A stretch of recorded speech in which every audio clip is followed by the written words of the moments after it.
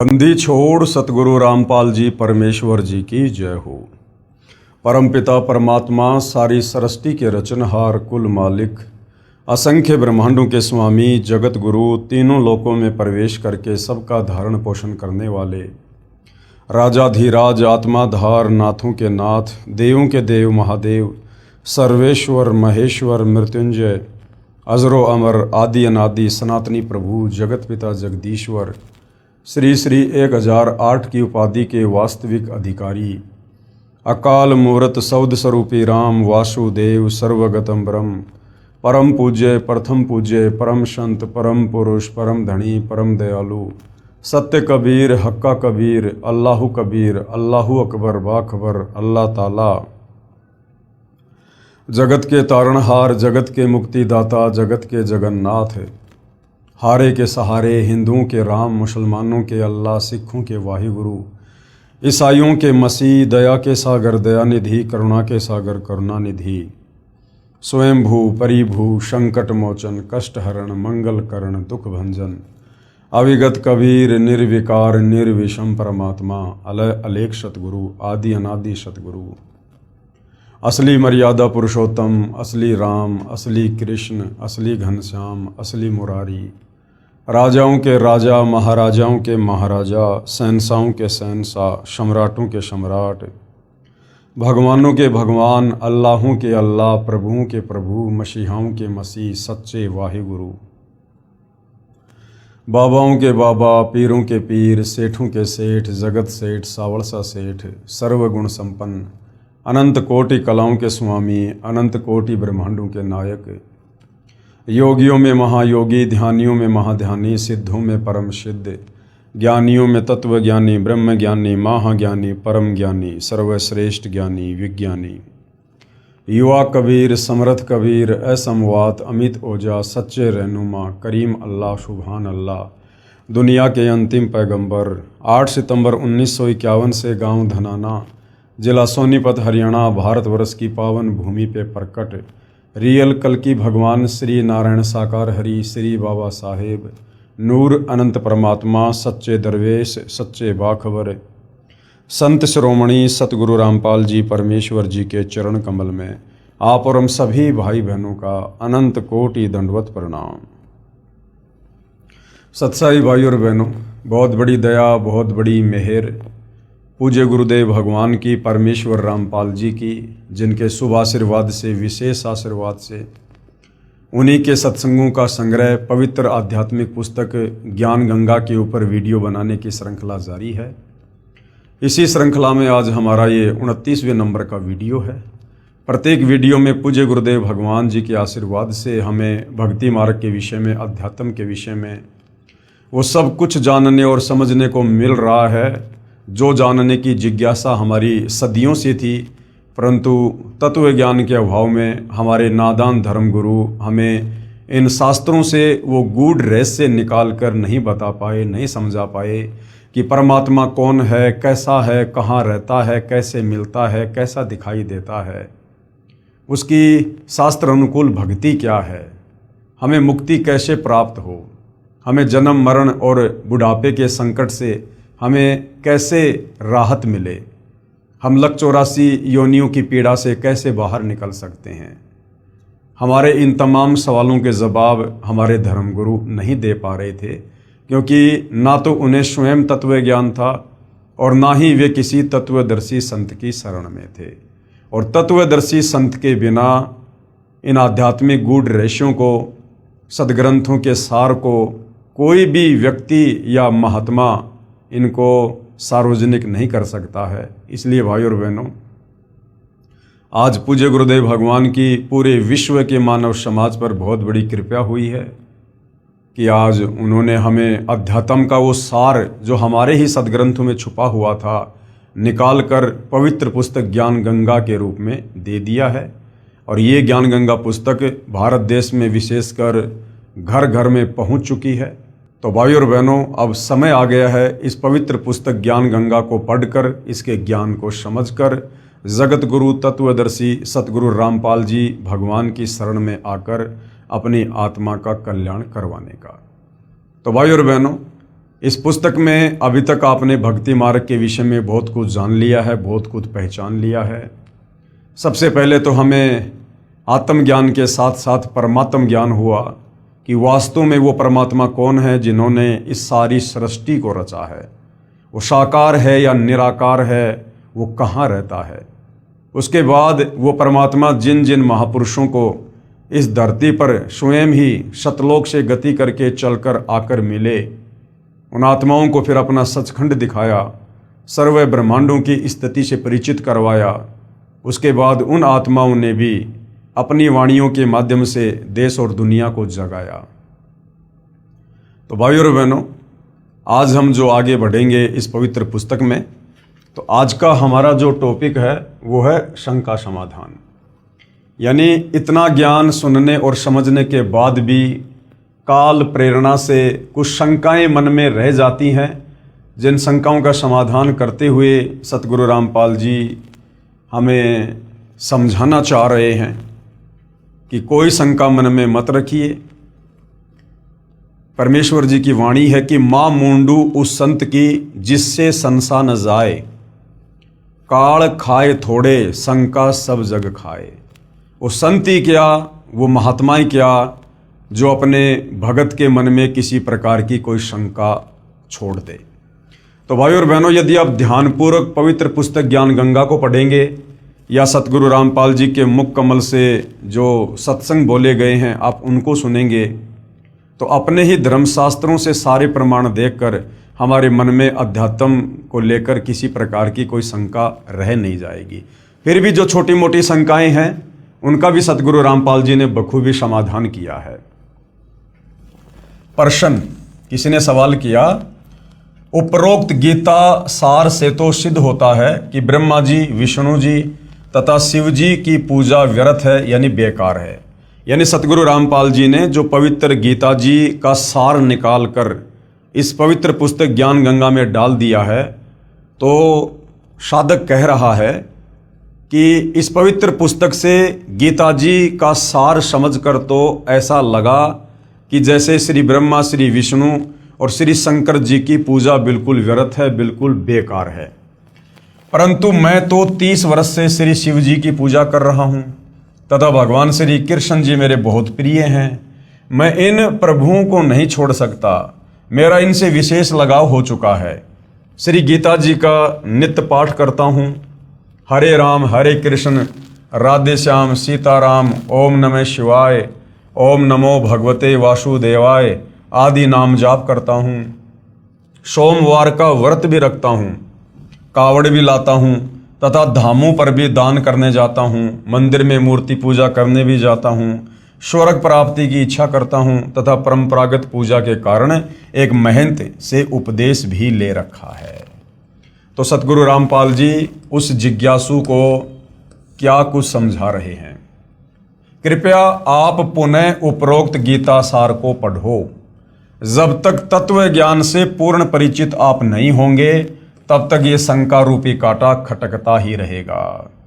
जैसे ऊपर उदाहरण है कि उल्टा लटका हुआ संसार रूपी वृक्ष है जिसकी मूल यानी जड़ तो पूर्ण परमात्मा परमेश्वर है और तीनों गुण रूपी रजगुण ब्रह्मा, सतगुण विष्णु और तमगुण शिव ये उसकी शाखाएं हैं।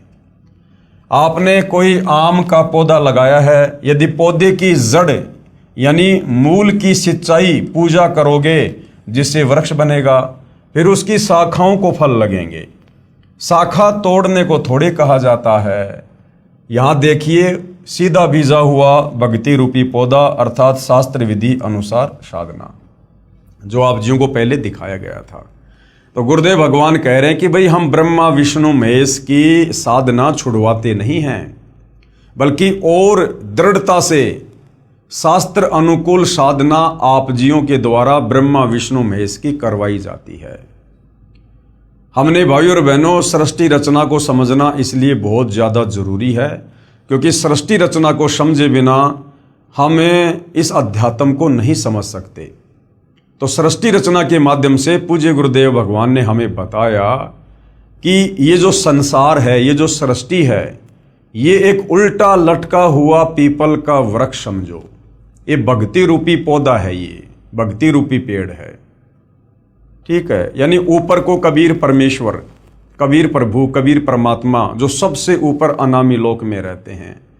उसके बाद 3 लोकों की ओर रचना की। शतलोक में परमात्मा ने सृष्टि की, जहां बैठकर परमात्मा सारे ब्रह्मांडों का पालन पोषण करते हैं। तो जो भक्ति रूपी पेड़ है उसकी जड़ है कबीर भगवान, कबीर परमात्मा। नीचे फिर अक्षर पुरुष के 7 संग ब्रह्मांड हैं, काल के 21 ब्रह्मांड हैं, काल के 3 पुत्र ब्रह्मा विष्णु महेश हैं। अब हम नादानों ने ब्रह्मा विष्णु महेश की जानकारी होने के कारण, क्योंकि हमारे नादान धर्म गुरु तत्व ज्ञान के अभाव से ब्रह्मा विष्णु महेश से ऊपर कोई भगवान सिद्ध कर ही नहीं पाए, तो आम समाज ने ब्रह्मा विष्णु महेश यानी पेड़ की शाखाओं को ही पूजना शुरू कर दिया। अब यदि भाई और बहनों आप किसी पौधे की शाखाओं को अगर गमले में या मिट्टी में दबाकर उसकी सिंचाई करोगे, उसकी पूजा करोगे, वो पेड़ सूख जाएगा, हमें कभी भी फल प्राप्त नहीं होंगे। हमने पेड़ की जड़ को गमले में लगाना होगा, मिट्टी में दबाना होगा, फिर हमने खाद वगैरह पानी वगैरह डाल के उसकी पूजा करनी होगी। तो ये जो भक्ति रूपी पौधा है, पेड़ है, इसकी जड़ है कबीर भगवान, कबीर परमेश्वर। तो हमने उस परम अक्षर ब्रह्म कबीर परमेश्वर जी की पूजा करनी है। और जब हम पेड़ की जड़ की पूजा करेंगे, जड़ में खाद डालेंगे, पानी डालेंगे, तो पूरा पेड़ बनेगा और फिर शाखाओं को यानी ब्रह्मा विष्णु महेश को फल लगेंगे। अर्थात ब्रह्मा विष्णु महेश के माध्यम से फिर ये कबीर भगवान जब हम जड़ की यानी उनकी पूजा करेंगे, फिर ये हमें कर्म फल देंगे ब्रह्मा विष्णु महेश के माध्यम से। अब हम नादानों ने पेड़ की टहनियों को जमीन में दबा दिया और जड़ कर दी ऊपर, तो भला वो पेड़ सूखेगा, यानी हमारी भक्ति फिर कभी सफल नहीं होगी। इसी प्रकार पूजा तो पूर्ण परमात्मा अर्थात मूल की करनी है। फिर कर्म फल तीनों गुण ब्रह्मा विष्णु शिव रूपी शाखाओं को लगेंगे। इसलिए कुछ भी नहीं छोड़ना है, केवल अपना भक्ति रूपी पौधा सीधा बीजना है। अर्थात भक्ति की विधि हमने सही करनी है, अर्थात शास्त्र विधि अनुसार साधना प्रारंभ करनी है। वर्तमान में सभी पवित्र भगत समाज शास्त्र विधि त्याग कर मनमाना आचरण कर रहा है, क्योंकि हमारे धर्म गुरु ब्रह्मा विष्णु महेश से ऊपर हमें कोई भगवान बताए ही नहीं। अर्थात भक्ति रूपी पौधा उल्टा लगा रखा है। यदि किसी ने ऐसे पौधा बीज रखा हो तो उसे मूर्ख ही कहा जाता है। यदि किसी ने टहनियों की ओर से पौधे को जमीन में दबा रखा है, गमले में डाल रखा है, तो उस व्यक्ति को मूर्ख कहा जाएगा। इसीलिए तो गीता अध्याय 7 श्लोक नंबर 12 से 15 में गीता का ज्ञान देने वाला काल ब्रह्म खुद कह रहा है कि जो प्राणी तीनों गुणों की रजगुण ब्रह्मा, सतगुण विष्णु, तमगुण शंकर की पूजा करते हैं, वो तो राक्षस स्वभाव को धारण किए हुए मनुष्यों में नीच दूषित कर्म करने वाले मूर्ख हैं। यानी पवित्र गीता जी जो हिंदुओं का सर्वश्रेष्ठ शास्त्र है, वो तीनों गुण यानी ब्रह्मा विष्णु महेश की पूजा करने के लिए मना कर रहा है। इसलिए गीता अध्याय 7 श्लोक 12 से 18 तक में तीनों गुणों रजगुण ब्रह्मा, सतगुण विष्णु, तमगुण शिव जी की पूजा तक ही सीमित बुद्धि रखने वाले, जो इनके अलावा किसी को नहीं पूजते, उनको राक्षस स्वभाव को धारण किए हुए मनुष्यों में नीच दुष्कर्म करने वाले मूर्ख कहा है, तथा कहा है कि ये मुझे भी नहीं पूजते। काल कह रहा है कि ये लोग मुझे भी नहीं पूजते। फिर ये काल, ये ब्रह्म गीता का ज्ञान देने वाला, फिर अपनी साधना को भी गीता ज्ञानदाता प्रभु ब्रह्म अर्थात क्षर पुरुष ने अति घटिया यानी अनुतमाम अर्थात व्यर्थ कहा है। फिर गीता ज्ञान देने वाला काल ब्रह्म अपनी साधना को, ओम नाम की साधना को भी, जो चारों वेदों और गीता जी में है, उसको भी अध्याय 7 श्लोक नंबर 18 में अनुतमाम यानी अश्रेष्ठ घटिया बता रहा है कि मुझ काल की ओम नाम की साधना करने से भी साधक का पूर्ण मोक्ष नहीं होगा, वो परम धाम शाश्वत स्थान सतलोक नहीं जा सकता, वो यहीं पर मेरे 21 ब्रह्मांड में जन्म और मरण के चक्कर में रहेगा। इसलिए गीता अध्याय 18 श्लोक 62, 64, 66 तथा अध्याय 15 श्लोक 1 से 4 में कहा है कि उस पूर्ण परमात्मा यानी उल्टे लटके वृक्ष की मूल की पूजा कर, उस पूर्ण परमात्मा की शरण में जा, उस कबीर भगवान की शरण में। उसकी पूजा तत्वदर्शी संत के बताए मार्ग से कर। उसकी पूजा कौन बताएगा? तत्वदर्शी संत। और गीता अध्याय 4 श्लोक 34 में तत्वदर्शी संत की तरफ संकेत किया है। उसी पूर्ण परमात्मा की यानी कबीर परमेश्वर की शास्त्र विधि अनुसार साधना करने से ही साधक परम शांति तथा सतलोक को प्राप्त होता है, अर्थात पूर्ण मोक्ष को प्राप्त करता है। गीता ज्ञान दाता प्रभु यानी क्षर पुरुष ये काल कह रहा है कि मैं भी उसी की शरण में हूं, अर्थात मेरा भी इष्ट यानी पूज्य देव वही पूर्ण परमात्मा कबीर है। मैं भी उसी की पूजा करता हूं, अन्य को भी उसी की पूजा करनी चाहिए। तो गीता ज्ञानदाता तो खुद अपने से अन्य उस पूर्ण परमेश्वर परम अक्षर ब्रह्म कबीर देव की पूजा के लिए कह रहा है।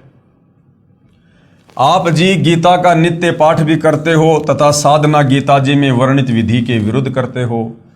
जिन मंत्रों का हरे राम हरे कृष्ण राधे श्याम सीताराम ओम नमो शिवाय ओम नमो भगवते वासुदेवाय आदि आदि मंत्रों का आप जाप करते हो तथा अन्य साधनाएं जैसे व्रत करना, कावड़ लाना, तीर्थों व धामों पर दान करना तथा पूजा के लिए जाना, गंगा स्नान तथा तीर्थों पर लगने वाली परभी में स्नान पवित्र गीता जी में वर्णित ना होने के कारण शास्त्र विधि त्याग कर मनमाना आचरण है। अर्थात जो जो क्रियाएं आप जी कर रहे हो ये सारी क्रियाएं पवित्र ग्रंथ गीता करने के लिए मना कर रहा है, जिसे पवित्र गीता जी अध्याय 16 श्लोक 23-24 में व्यर्थ कहा है। तो भाइयों और बहनों, सतगुरु रामपाल जी परमेश्वर जी ने हर प्रकार से शास्त्रों का हवाला देकर अपनी तरफ से कुछ ना कहकर आप और हमें अध्यात्म के विषय में सब कुछ समझा चुके हैं। इसके बाद भी यदि मन में कोई शंका रह जाती है तो भाई फिर तो उस प्राणी के माड़े भाग ही कहे जाएंगे। गद्दी तथा महंत परंपरा की जानकारी। अब ये गद्दी तथा महंत परंपरा ये कैसे शुरू हुई है, जिसके चक्कर में लाखों प्राणी उलझे हुए हैं। महंत व गद्दी परंपरा की जानकारी। किसी एकांत स्थान पर या शहर व किसी गांव में कोई महान आत्मा संत या भगत रहा करता था। उसके शरीर त्यागने के बाद उसकी याद बनाए रखने के लिए उनके शरीर के अंतिम संस्कार स्थल पर एक पत्थर या ईंटों की यादगार बना दी जाती है। फिर उस पवित्र आत्मा के अनुयायी या वंशज उसकी पत्थर की मूर्ति रख लेते हैं। कुछ समय उपरांत श्रद्धालु जाते हैं, कुछ धन दान करने लग जाते हैं, उसे मंदिर का रूप दे देते हैं तथा उस संत व ऋषि के वंशजों को धन उपार्जन का लालच हो जाता है। वे बहकाना प्रारंभ कर देते हैं कि जो यहाँ दर्शन करने आता है उसको पूर्ण मोक्ष प्राप्त होता है, सर्व लाभ मिलते हैं, जो इसी महापुरुष के जीवन काल में शिष्यों को मिलते थे। ये मूर्ति साक्षात उसी संत जी को ही जानो, जो यहाँ नहीं आएगा उसका मोक्ष संभव नहीं, आदि आदि। इस प्रकार से भाइयों और बहनों ये जितने भी यादगारें हैं, ये पूजा स्थल हैं, धाम हैं, तीर्थ हैं, ये इस प्रकार से बने हैं। पहले वहाँ कोई साधु संत महात्मा ऋषि अपनी भक्ति किया करता था, जैसा भी उसको ज्ञान था औरों को समझाया करता था, और मरने के बाद जो भी उसने भक्ति साधना की वो लेकर अपने इष्ट धाम को चला गया। अब पीछे से उसके चेलों ने या उसके वंशजों ने उसके नाम की यादगार बना दी, धीरे धीरे एक स्ट्रक्चर खड़ा कर दिया, लोग वहाँ पर आने लगे, दान धर्म करने लगे, एक बड़े मंदिर का बड़ी यादगार का रूप दे दिया। फिर वहाँ रहने वालों को ये लालच पड़ गया कि यहाँ तो लोग आते हैं, दान धर्म करते हैं, बढ़िया उनका धंधा चल गया। इस प्रकार से भाई और बहनों ये गद्दी परंपरा, महंत परंपरा, ये यादगारें बनी हुई हैं। वर्तमान में वहाँ जाने से वो साधना शास्त्रों के विरुद्ध होने के कारण साधक को वहाँ जाने से, दान धर्म करने से, पूजा करने से कोई आध्यात्मिक लाभ नहीं है। अब उन नादानों को कोई पूछे कि जैसे कोई वैद्य था यानी कोई डॉक्टर था, वो नाड़ी देखकर दवाई देता था, रोगी स्वस्थ हो जाता था। उस वैद्य यानी डॉक्टर की मृत्यु के बाद उसकी मूर्ति बनाकर स्थापित करके कोई लालची कहे कि ये मूर्ति उसी डॉक्टर वाला कार्य करती है, जो इसके दर्शन करने आएगा वह पूर्ण स्वस्थ हो जाएगा। या स्वयं नकली वैद्य बनकर कोई बैठ जाए कि मैं भी दवाई देता हूँ, परंतु सारा उपचार औषधि के ग्रंथ के विपरीत दे रहा है, वह धोखा दे रहा है, क्योंकि केवल धन उपार्जन उसका उद्देश्य है। किसी भी संत या प्रभु की मूर्ति आदरणीय यादगार तो है, परंतु पूजनीय नहीं है। तो भाई और बहनों, आप और हमने हर प्रकार की इन भ्रमणाओं से, जो इन धन के लोभियों ने, स्वार्थियों ने अपने धार्मिक धंधे के लिए समाज में फैला रखी थी, हमने इन भ्रमणाओं से अब बाहर निकलना है और हमने शास्त्र अनुकूल साधना करके अपनी आत्मा का कल्याण करवाना है। क्योंकि स्वयं सारी सृष्टि का मालिक कबीर परमेश्वर जगत गुरु तत्वदर्शी सतगुरु रामपाल जी के रूप में धरती पर प्रकट हैं। ऐसे ही किसी संत या भगवान की मूर्ति बनाकर उसकी आड़ में कोई पुजारी व महंत कहे कि मैं भी नाम देता हूँ, वह महानुभाव सर्व साधना उसी पवित्र शास्त्र के विपरीत दे रहा है जो उस महान संत ने अपने अनुभव का लिखा है। तो वह नकली संत व महंत स्वयं भी दोषी है तथा अनुयायियों का भी जीवन व्यर्थ करने का भार अपने शीश पर ले रहा है। संत तो एक समय में एक ही आता है, एक समय में पृथ्वी पर एक ही पूर्ण संत होता है। अब देख लो, वर्तमान में धरती पर पूर्ण संत सतगुरु रामपाल जी हैं।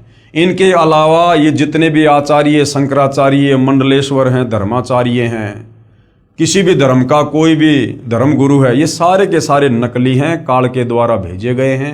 ये समाज का आध्यात्मिक दृष्टि से उल्टा ही मार्गदर्शन कर रहे हैं। उसके मार्ग में करोड़ों नकली संत, महंत तथा आचार्य बाधक बनते हैं। किसके?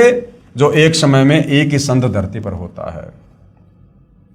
किसी संत जी के शरीर त्यागने के बाद संत या महंत परंपरा प्रारंभ होती है।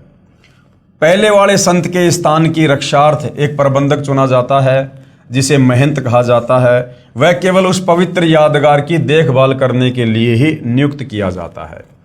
फिर लालचवश वह स्वयं ही गुरु बन बैठता है तथा भक्ति चाहने वाली प्यारी आत्माएं उस पर आधारित होकर अपना जीवन व्यर्थ कर जाती हैं। महंत परंपरा का नियम बना रखा है कि पूर्व महंत का प्रथम पुत्र महंत पद का अधिकारी होगा, चाहे वह शराबी हो, चाहे वह अज्ञानी हो। ये भक्ति मार्ग है, इसमें केवल पूर्ण संत ही जीव उद्धार कर सकता है। दास ने 2-3 महंत परंपरा की पुस्तक पढ़ी, उनमें जो देखा वो इस प्रकार है। अब क्या समझा रहे हैं गुरुदेव भगवान? एक 2 वर्ष का बच्चा गद्दी पर बैठा दिया, फिर वह बड़ा होकर नामदान करने लग गया। अब बताओ, 2 साल का बच्चा लोगों का क्या मार्गदर्शन करेगा? उसको क्या आध्यात्मिक ज्ञान है? लेकिन एक परंपरा के तहत उसको महंत बना के बैठा दिया। दूसरी पुस्तक में पढ़ा कि एक 5 वर्ष के बच्चे का पिताजी जो महंत जी था, अचानक मृत्यु को प्राप्त हो गया। बाद में संगत ने तथा उसकी माता जी ने उस 5 वर्षीय बच्चे को महंत पद पर नियुक्त कर दिया। कुछ वर्ष पर्यंत वह गुरुजी बन गया। अब बताओ, 5 साल का बच्चा जिसको अपने कपड़े भी पहनने नहीं आते ढंग से, उस बच्चे को महंत बनाकर बैठा दिया। दुनिया उसकी पूजा करने लगी। एक महंत परंपरा के इतिहास को पढ़ा कि महंत को कोई संतान नहीं हुई, उसकी मृत्यु हो गई। भाई की मृत्यु पहले हो चुकी थी, कोई संतान नहीं थी। गद्दी की रखवाली के लिए एक सेवक को उस कुल में संतान होने तक अस्थायी महंत नियुक्त कर दिया। कुछ समय उपरांत महंत कुल में किसी के लड़का हुआ और जो अस्थायी महंत जो गद्दी पे बैठा था वो गद्दी लेकर भाग गया।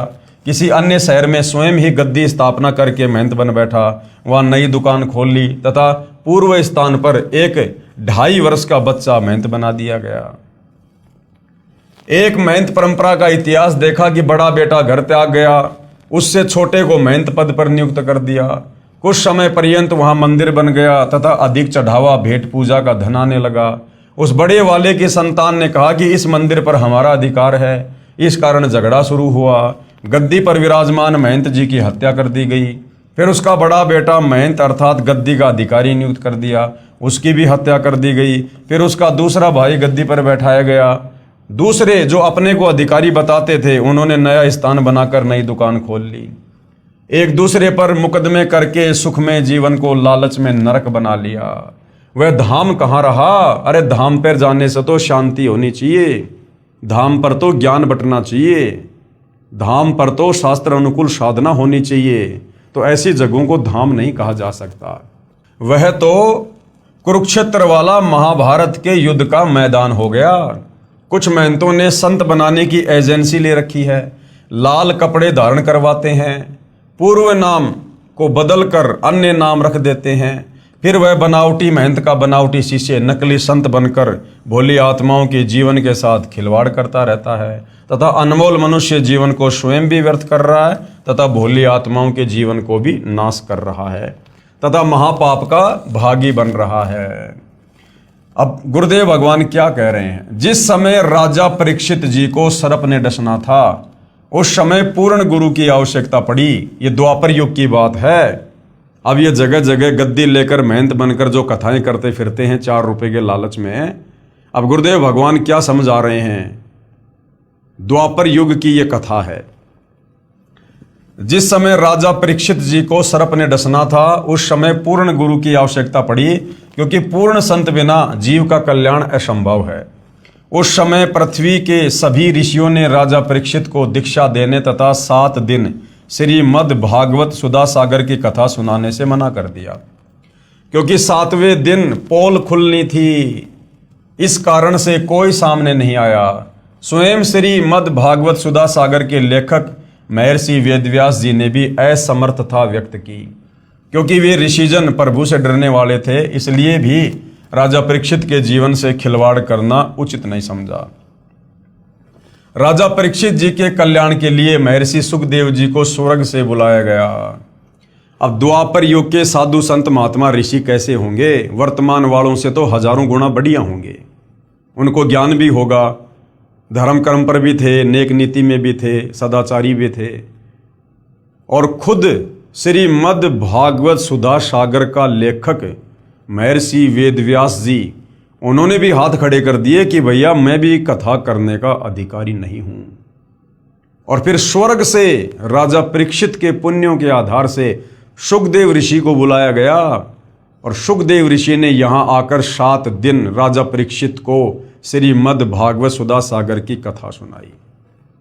तो विचार करो भाइयों और बहनों, जब द्वापर युग के ऋषियों ने श्रीमद् भागवत सुधा सागर की कथा करने के लिए अपने आप को योग्य नहीं बताया, अधिकारी नहीं बताया, तो ये वर्तमान वाले साधु संत महात्मा ऋषि पैसों के लोभी, इनकी कोई नियम नहीं, कोई मर्यादा नहीं, ये देके कांख में पोथी और गांव गांव जाकर ये कथा करते फिरते हैं। इनके कथाओं से किसी का क्या भला होगा, क्या मुक्ति होगी? ये विचारणीय विषय है।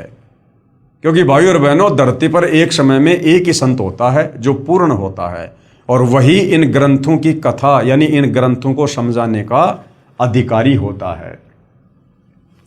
राजा परीक्षित जी के कल्याण के लिए महर्षि सुखदेव जी को स्वर्ग से बुलाया गया, जिसने राजा को दीक्षा दी तथा 7 दिन तक कथा सुनाकर राजा परीक्षित जी का जितना उद्धार ऋषि सुखदेव जी कर सकते थे किया। वर्तमान के गुरु संत महंत तथा आचार्य स्वयं ही भगवान के संविधान से अपरिचित हैं, इसलिए भयंकर दोष के पात्र बनकर दोषी हो रहे हैं। कहते हैं औरों पंथ बताओ ही और स्वयं न जाने राह। दूसरों को तो रास्ता दिखा रहे हैं और खुद अंधकार में बैठे हैं। अनअधिकारी कथा पाठ करे वे दीक्षा देवे बहुत करत गुना। ये तो बहुत बड़ा पाप कर रहे हैं परमात्मा के विधान को तोड़कर। वर्तमान में कथा व ग्रंथों का पाठ करने वालों व नामदान करने वालों की बाढ़ सी आई हुई है, क्योंकि सभी पवित्र धर्मों की पवित्र आत्माएं तत्व ज्ञान से अपरिचित हैं, जिस कारण नकली गुरुओं व संतों तथा महंतों का दाव लगा हुआ है। जिस समय पवित्र भगत समाज आध्यात्मिक तत्व ज्ञान से परिचित हो जाएगा, उस समय इन नकली संतों गुरुओं व आचार्यों को छुपने का स्थान नहीं मिलेगा। पलायन करके पीछा छुड़वाना पड़ेगा। जब भगत समाज तत्व ज्ञान से परिचित हो जाएगा, जगत गुरु तत्वदर्शी सतगुरु रामपाल जी के सत्संग सुनकर, उनकी पुस्तकें पढ़कर। अब भाइयों और बहनों, जितने भी ये तीर्थ हैं, ये धाम हैं, इनकी वास्तव में शुरुआत कैसे हुई? जब तक हम परमात्मा चाहने वाली आत्माओं को इसकी जड़ का नहीं पता चलेगा, तब तक हम इन तीर्थों पर, इन धामों पर यूं ही जाकर अपना धन और अनमोल समय बर्बाद करवाते रहेंगे। पवित्र तीर्थ तथा धाम की जानकारी किसी साधक ऋषि जी ने किसी स्थान या जलाशय पर बैठकर साधना की या अपनी आध्यात्मिक शक्ति का कोई प्रदर्शन किया, वह अपनी भक्ति कमाई करके साथ ले गया यानी मरने के बाद, तथा अपने इष्ट लोक को प्राप्त हुआ।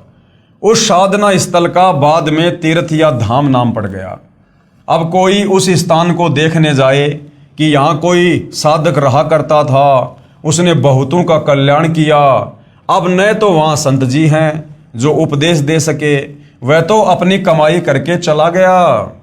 विचार करें, तीर्थ व धाम को हमाम दस्ता जानो। हमाम दस्ता क्या होता है? जैसे कोई भी जड़ी बूटी या सामग्री कूटने के लिए एक लोहे का एक उखड़ और मुसड़ बोलते हैं उसको हमाम दस्ता कहते हैं। एक 1.5 फुट का लोहे का गोल पात्र लगभग 9 इंच परिधि का उखड़ जैसा होता है तथा 1.5 फुट लंबा तथा 2 इंच परिधि का गोल लोहे का डंडा सा मुसड़ जैसा होता है, जो सामग्री व दवाइयां आदि कूटने के काम आता है। उसे हमाम दस्ता कहते हैं। एक व्यक्ति अपने पड़ोसी का हमाम दस्ता मांग कर लाया। उसने हवन की सामग्री कूटी तथा मांझ धोकर लौटा दिया। जिस कमरे में हमाम दस्ता रखा था उस कमरे में सुगंध आने लगी उस जड़ी बूटी की। घर के सदस्यों ने देखा कि यह सुगंध कहाँ से आ रही है, तो पता चला कि हमाम दस्ते से आ रही है। वे समझ गए कि पड़ोसी ले गया था, उसने कोई सुगंध युक्त वस्तु कूटी होगी और कुछ दिन बाद वो सुगंध भी आना फिर बंद हो जाती है। इसी प्रकार ये तीर्थ और धाम है भाई और बहनों। इसी प्रकार तीर्थ व धाम को एक हमाम दस्ता जानो। जैसे सामग्री कूटने वाले ने अपनी सारी वस्तु पहुंच कर रख दी, खाली हमाम दस्ता लौटा दिया। अब कोई उस हमाम दस्ते को सूंघ कर ही कृतार्थ माने तो नादानी है। उसको भी सामग्री लानी पड़ेगी, तब पूर्ण लाभ होगा। ठीक इसी प्रकार किसी धाम व तीर्थ पर रहने वाला पवित्र आत्मा तो राम नाम की सामग्री कूटकर, यानी जैसे भी उसके पास भक्ति थी वो करके और अपना शरीर छोड़ के झाड़ पहुंचकर अपनी सर्व कमाई को साथ ले गया। बाद में अनजान श्रद्धालु उस स्थान पर जाने मात्र से कल्याण समझे तो उनके मार्गदर्शकों यानी गुरुओं की शास्त्र विधि रहित बताई साधना का ही परिणाम है। उस महान आत्मा संत की तरह भगवान की साधना करने से ही कल्याण संभव होगा। उन तीर्थों के धामों के चक्कर काटने से कुछ नहीं मिलेगा। उसके लिए तत्वदर्शी संत की खोज करके उससे उपदेश लेकर आजीवन भक्ति करके मोक्ष प्राप्त करना चाहिए। शास्त्र विधि अनुकूल सत साधना गुरुदेव कह रहे हैं मुझ दास के पास उपलब्ध है, कृपया निःशुल्क प्राप्त करें।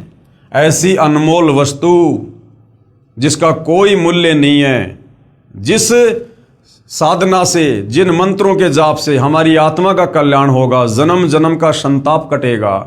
युगों युगों से हम जो जन्म मरण का कष्ट भोग रहे हैं, 184 योनि में गधे कुत्ते सूअर बनकर यातना भोग रहे हैं, नरक भोग रहे हैं, हमारा वो रोग कटेगा। ऐसी अनमोल वस्तु तीनों लोकों में जिसके समान कोई कीमती वस्तु नहीं, वो हमें सतगुरु रामपाल जी मुफ्त में दे रहे हैं, मुफ्त में। और भाई और बहनों, युगों युगों के बाद दाव लगता है सत भक्ति का, युगों युगों के बाद। अब गुरुदेव बता रहे श्री अमरनाथ धाम की स्थापना कैसे हुई, जहां दुनिया जाती है दर्शन करने के लिए कि हमारी मुक्ति होगी, मोक्ष होगा, हमारे को पुण्य मिलेंगे। तो पहले वहां जाने से पहले ये जान लो कि अमरनाथ धाम की स्थापना कैसे हुई। भगवान शंकर जी ने पार्वती जी को एकांत स्थान पर उपदेश दिया था, यानी नाम दीक्षा दी थी, जिस कारण से माता पार्वती जी इतनी मुक्त हो गई कि जब तक भगवान शिव जी यानी तमोगुण की मृत्यु नहीं होगी तब तक उमा जी की भी मृत्यु नहीं होगी। 7 ब्रह्मा जी की मृत्यु के उपरांत भगवान विष्णु की मृत्यु होती है और 7 विष्णु जी की मृत्यु के बाद शिव जी की मृत्यु होती है। तब माता पार्वती जी भी मृत्यु को प्राप्त होगी। यानी भगवान शंकर से नाम उपदेश लेकर पार्वती जी इतनी अमर हो गई कि जब तक भगवान शंकर नहीं मरेगा तब तक पार्वती भी नहीं मरेगी। लेकिन मरेंगे भगवान शंकर भी और मरेगी फिर पार्वती भी। तब माता पार्वती जी भी मृत्यु को प्राप्त होगी। पूर्ण मोक्ष नहीं हुआ, क्योंकि जब शंकर जी का ही मोक्ष नहीं है तो पार्वती जी का कैसे होगा। फिर भी जितना लाभ पार्वती जी को हुआ वह भी अधिकारी से उपदेश मंत्र लेकर हुआ। बाद में श्रद्धालुओं ने उस स्थान की याद बनाए रखने के लिए उसको सुरक्षित रखा तथा दर्शक जाने लगे। जिस जगह पर भगवान शंकर ने पार्वती जी को मंत्र दिए थे उसको अमरनाथ कहते हैं, उस जगह को अमरनाथ कहते हैं जहां पर पार्वती जी को अमर मंत्र दिए थे। बाद में लोगों ने उस जगह को सुरक्षित बनाए रखने के लिए वहां पर एक यादगार बना दी। अब गुरुदेव कह रहे हैं जैसे ये दास, यानी अपने लिए गुरुदेव कह रहे हैं कि स्थान स्थान पर जा जाकर सत्संग करता है, वहां पर खीर व हलवा भी बनाया जाता है। जो भगत आत्मा उपदेश प्राप्त कर लेता है उसका कल्याण हो जाता है। सत्संग की समाप्ति के बाद सभी टेंट आदि उखाड़कर दूसरे स्थान पर सत्संग के लिए चले गए। पूर्व स्थान पर केवल मिट्टी या ईंटों की बनाई भट्टी व चूल्हे से छोड़ दिए।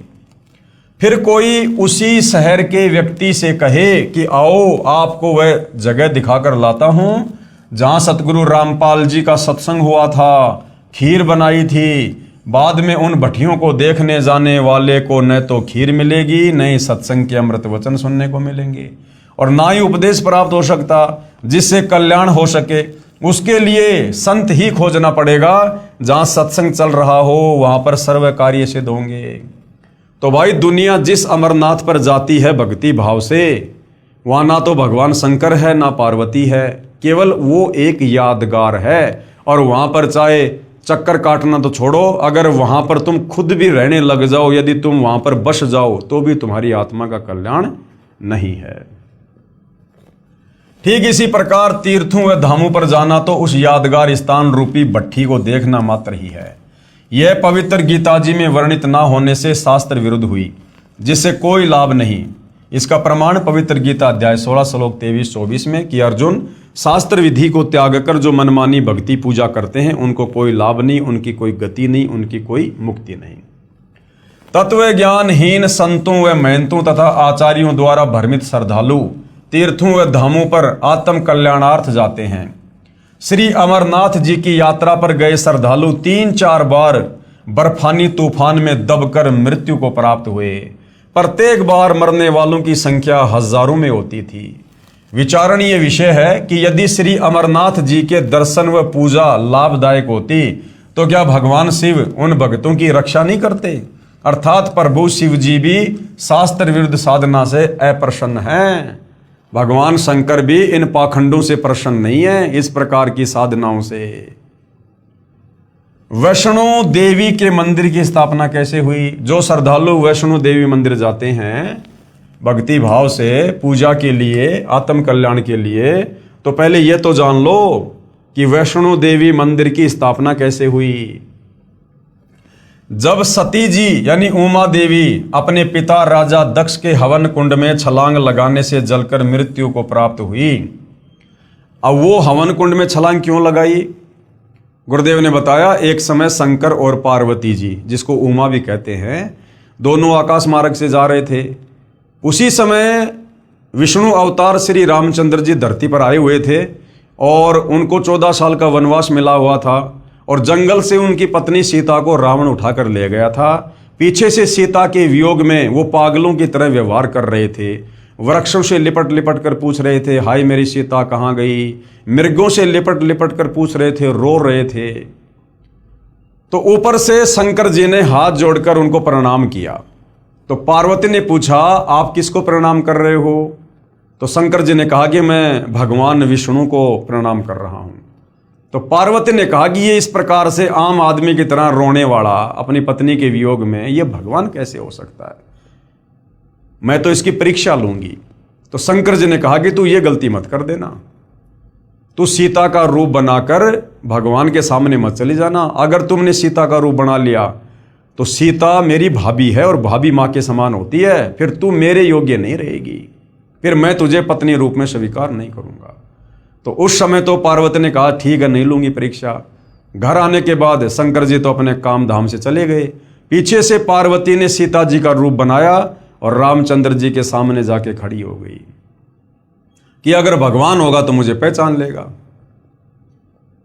अब जैसे पार्वती सीता जी का रूप बना के खड़ी हुई, उधर से इस काल में इसने श्री रामचंद्र जी को सद्बुद्धि दे दी, ज्ञान योग खोल दिया, दृष्टि दे दी, और रामचंद्र जी ने पहचान लिया कि ये तो मेरी पत्नी सीता नहीं, ये तो जो है ये तो पार्वती है। तो रामचंद्र जी ने कहा कि हे दक्ष पुत्री माया, भगवान शंकर को कहाँ छोड़कर आ गई? अब पार्वती ने देखा भैया इसने तो मुझे पहचान लिया, तो वापस वो पार्वती रूप में आ गई और कहा कि भगवान शंकर ठीक कह रहे थे, आप तो वास्तव में भगवान ही हो। चली गई।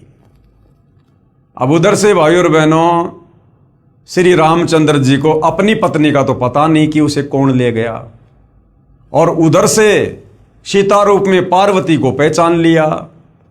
ये काल ने तुरंत बुद्धि ऑन कर दी, क्योंकि 21 ब्रह्मांड के जितने भी प्राणी हैं, आम व्यक्ति से लेकर ब्रह्मा विष्णु महेश, उन सब की बुद्धि का रिमोट इस काल बलि के हाथ में है। तो पार्वती अपने घर चली गई, शाम को शंकर जी आ गए। उधर से काल ने शंकर जी को प्रेरणा कर दी, दिव्य दृष्टि दे दी, और शंकर जी ने देखा भैया ये तो काम खराब करके आ गई, इसने तो मेरी माता जी का रूप धारण कर लिया, अब ये पत्नी रूप में स्वीकार्य नहीं है। घर आकर शंकर जी ने पार्वती से पूछा, आप परीक्षा लेने गई थी? तो पार्वती जी ने साफ साफ मना कर दिया, झूठ बोल दिया अपने पति से कि मैं नहीं गई थी। शंकर जी ने थोड़ा सा गुस्से में आकर पूछा, तो पार्वती ने हाँ कर दी कि हाँ मैं गई थी। उसी दिन से शंकर जी ने पार्वती से नाराज होकर पति पत्नी व्यवहार करना बंद कर दिया। और जब वर्षों का समय बीत गया तो पार्वती ने सोचा कि अब ये टस से मस होने वाले नहीं हैं, तो वो अपने पिता राजा दक्ष के घर पर चली गई कि कुछ दिन मैं अपने पीहर रह के आऊँगी, अपने माता पिता के पास रहकर आऊँगी, तब तक हो सकता है ये नॉर्मल हो जाएं, बात को भूल जाएं। इस दृष्टिकोण से पार्वती यानी उमा अपने पिता राजा दक्ष के घर पर चली गई।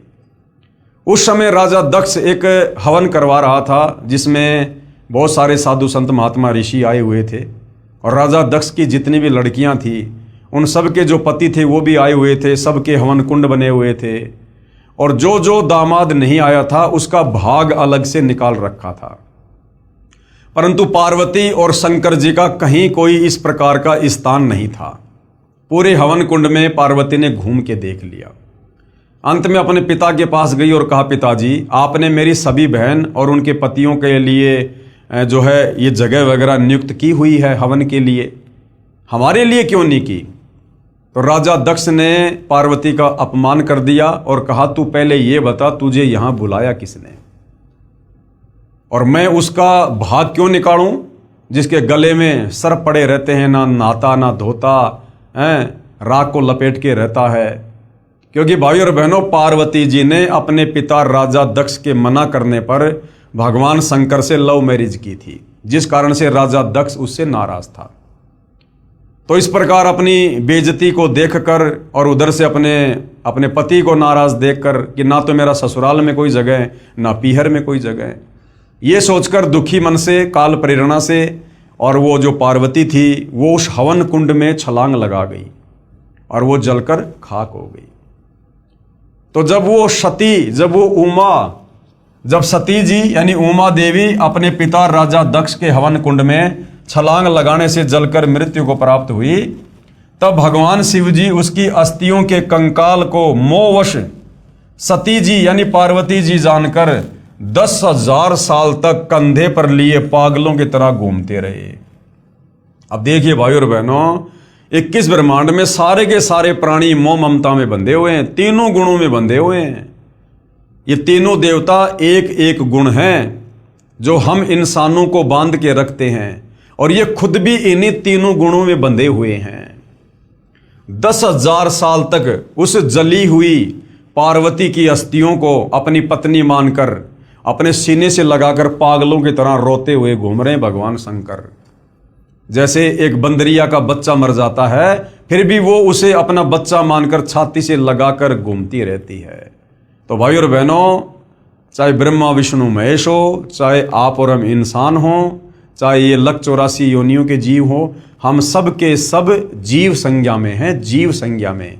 इसीलिए सतगुरु रामपाल जी का नारा है कि जीव हमारी जाति है, मानव धर्म हमारा, हिंदू मुस्लिम सिख ईसाई धर्म नहीं कोई न्यारा।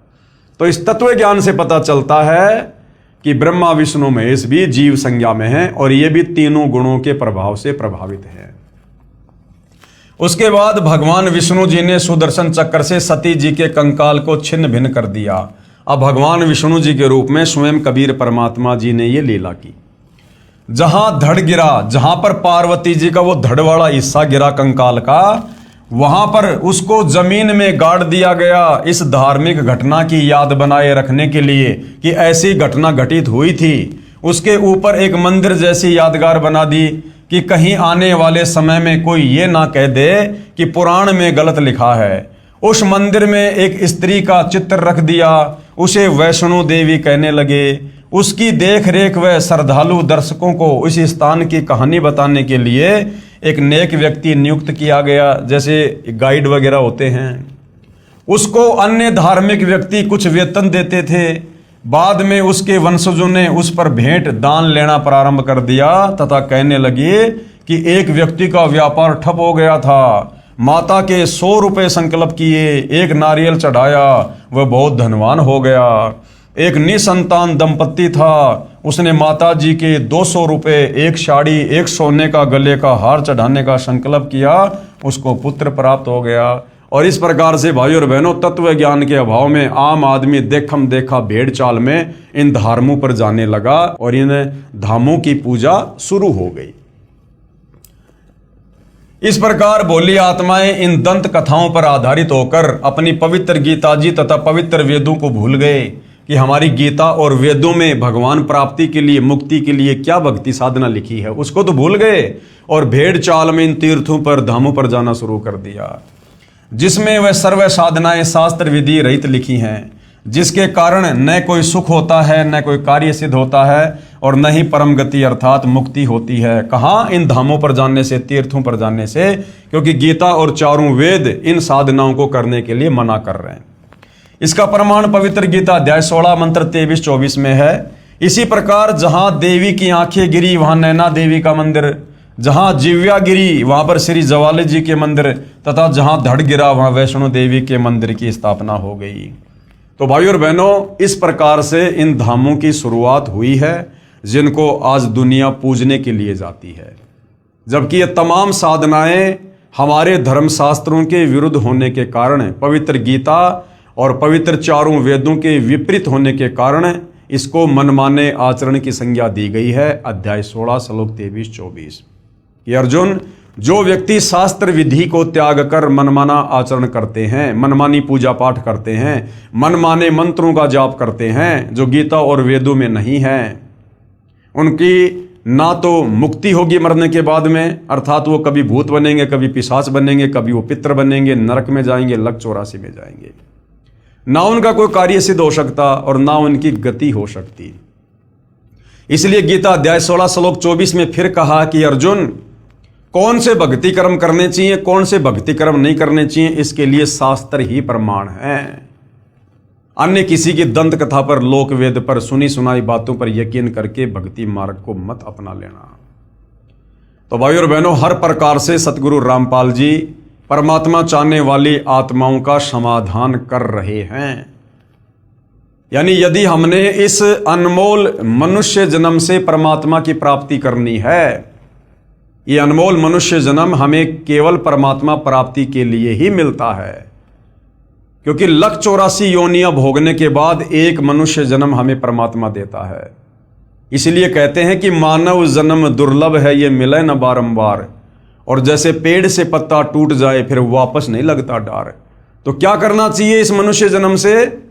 मानव जन्म पाए कर जो नहीं रटे हरि नाम। हरि नाम का मतलब है परमात्मा की सत भक्ति, शास्त्र अनुकूल साधना, तत्वदर्शी संत से उपदेश लेकर, कि मानव जन्म पाए के, मानव जन्म में स्त्री और पुरुष दोनों आ जाते हैं।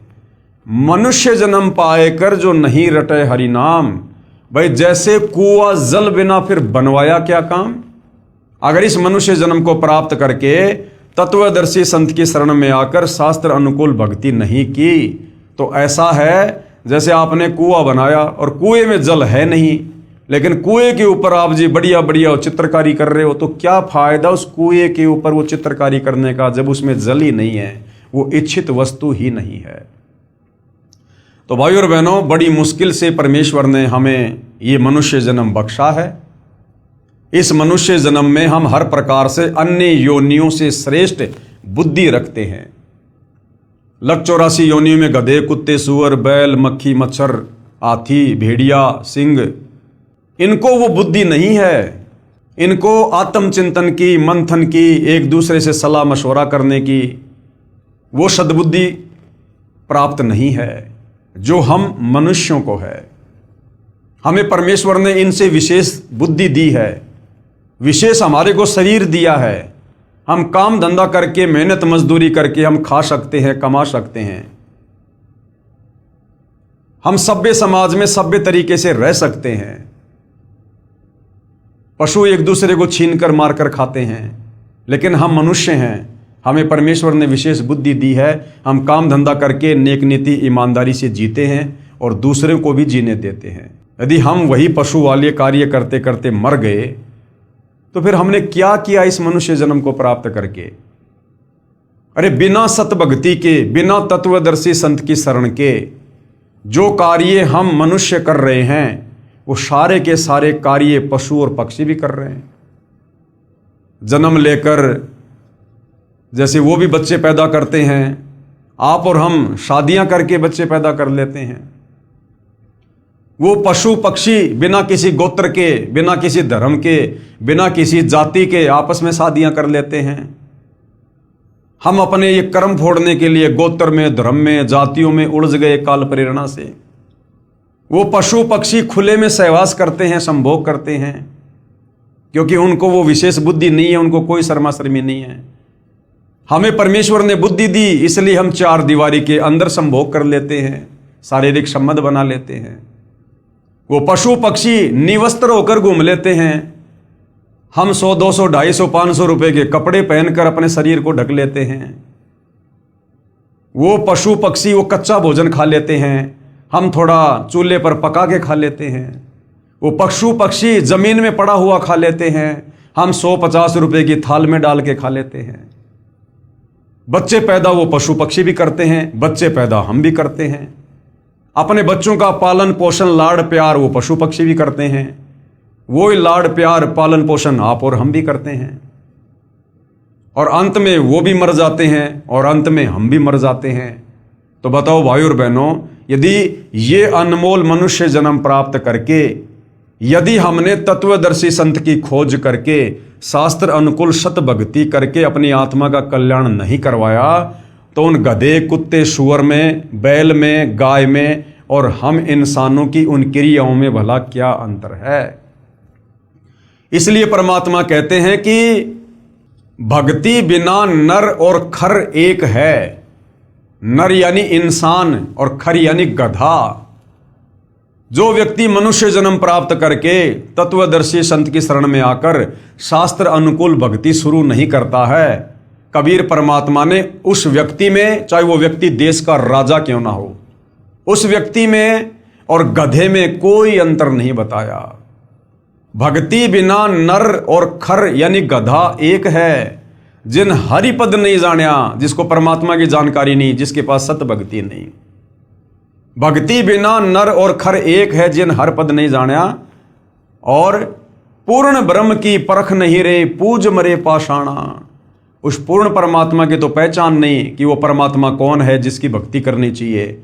और मंदिरों में, मस्जिदों में, चर्चों में, गुरुद्वारों में, धामों पर, तीर्थों पर ये पत्थर पूजते फिरते हैं, जो गीता अध्याय 16 श्लोक 23-24 के अनुसार शास्त्र विधि को त्याग कर मनमाना आचरण है। तो भाई और बहनों, बड़े सौभाग्य से अनंत युगों के बाद आप और हमारा बिल्ली के भाग का छीका टूटा है। ये तत्वदर्शी संत धरती पर सदा नहीं रहते हैं, और एक समय में धरती पर एक ही संत होता है, पूर्ण संत, जिसकी पहचान गीता अध्याय 15 श्लोक 1 से 4 में बताई गई है कि जो संत उल्टे लटके हुए भक्ति रूपी वृक्ष के प्रत्येक विभाग को बता दे कि मूल परमात्मा कौन है, ये ब्रह्मा विष्णु महेश कौन है, अक्षर पुरुष कौन है, मुक्ति कैसे होगी, शास्त्र अनुकूल साधना क्या है, वो गीता अध्याय 17 श्लोक 23 में जो 3 मंत्र हैं, ओम तत् सत, तो तत् और सत का क्या मतलब है, उसके पीछे कौन से मंत्र छुपे हुए हैं। कहते हैं वो पूर्ण संत होगा, वो तत्वदर्शी संत होगा। तो भाई और बहनों, पूरा सतयुग बीत गया, पूरा त्रेता युग बीत गया, पूरा द्वापर बीत गया, और 5000 साल से ज्यादा कलयुग बीत गया। आज तक वेदों और गीता में वर्णित उस उल्टे लटके संसार रूपी वृक्ष की जो व्याख्या सतगुरु रामपाल जी ने सचित्र समझाई है, आज तक किसी धर्म गुरु ने, धर्माचार्य ने नहीं समझाई है। तो भाई और बहनों, लगभग 39 लाख वर्ष के बाद, क्योंकि सतयुग, त्रेता, द्वापर, कलयुग, ये 4 युग हैं, इन चारों युगों का कुल समय होता है 43,20,000 वर्ष। तो कलयुग अभी 4 लाख कुछ वर्ष बाकी है। तो लगभग 38-39 लाख वर्ष के बाद आप और हमें आज इस कलयुग की पिछली पीढ़ी में तत्वदर्शी संत के दर्शन सुलभ हुए हैं। और ये तत्वदर्शी संत खोजने से नहीं मिलता है। सतयुग से साधु संत महात्मा ऋषि लग रहे खोजने के लिए। सतयुग में लाखों साल की उम्र होती थी, बेचारे घर बार छोड़कर, बाल बच्चे छोड़कर वैराग्य धारण कर लेते थे। जंगल में, गुफाओं में, कंदराओं में अपने शरीर को गला दिया, भूखे प्यासे रहकर। मिट्टी चढ़ जाया करती थी शरीर पर, दीमक लग जाती थी, समाधि लगा के बैठ जाया करते थे। परमात्मा प्राप्ति के लिए भाई और बहनों, उनको तो इस ब्रह्मा विष्णु महेश के पिता, गीता ज्ञानदाता काल ने भी अपने दर्शन नहीं दिए।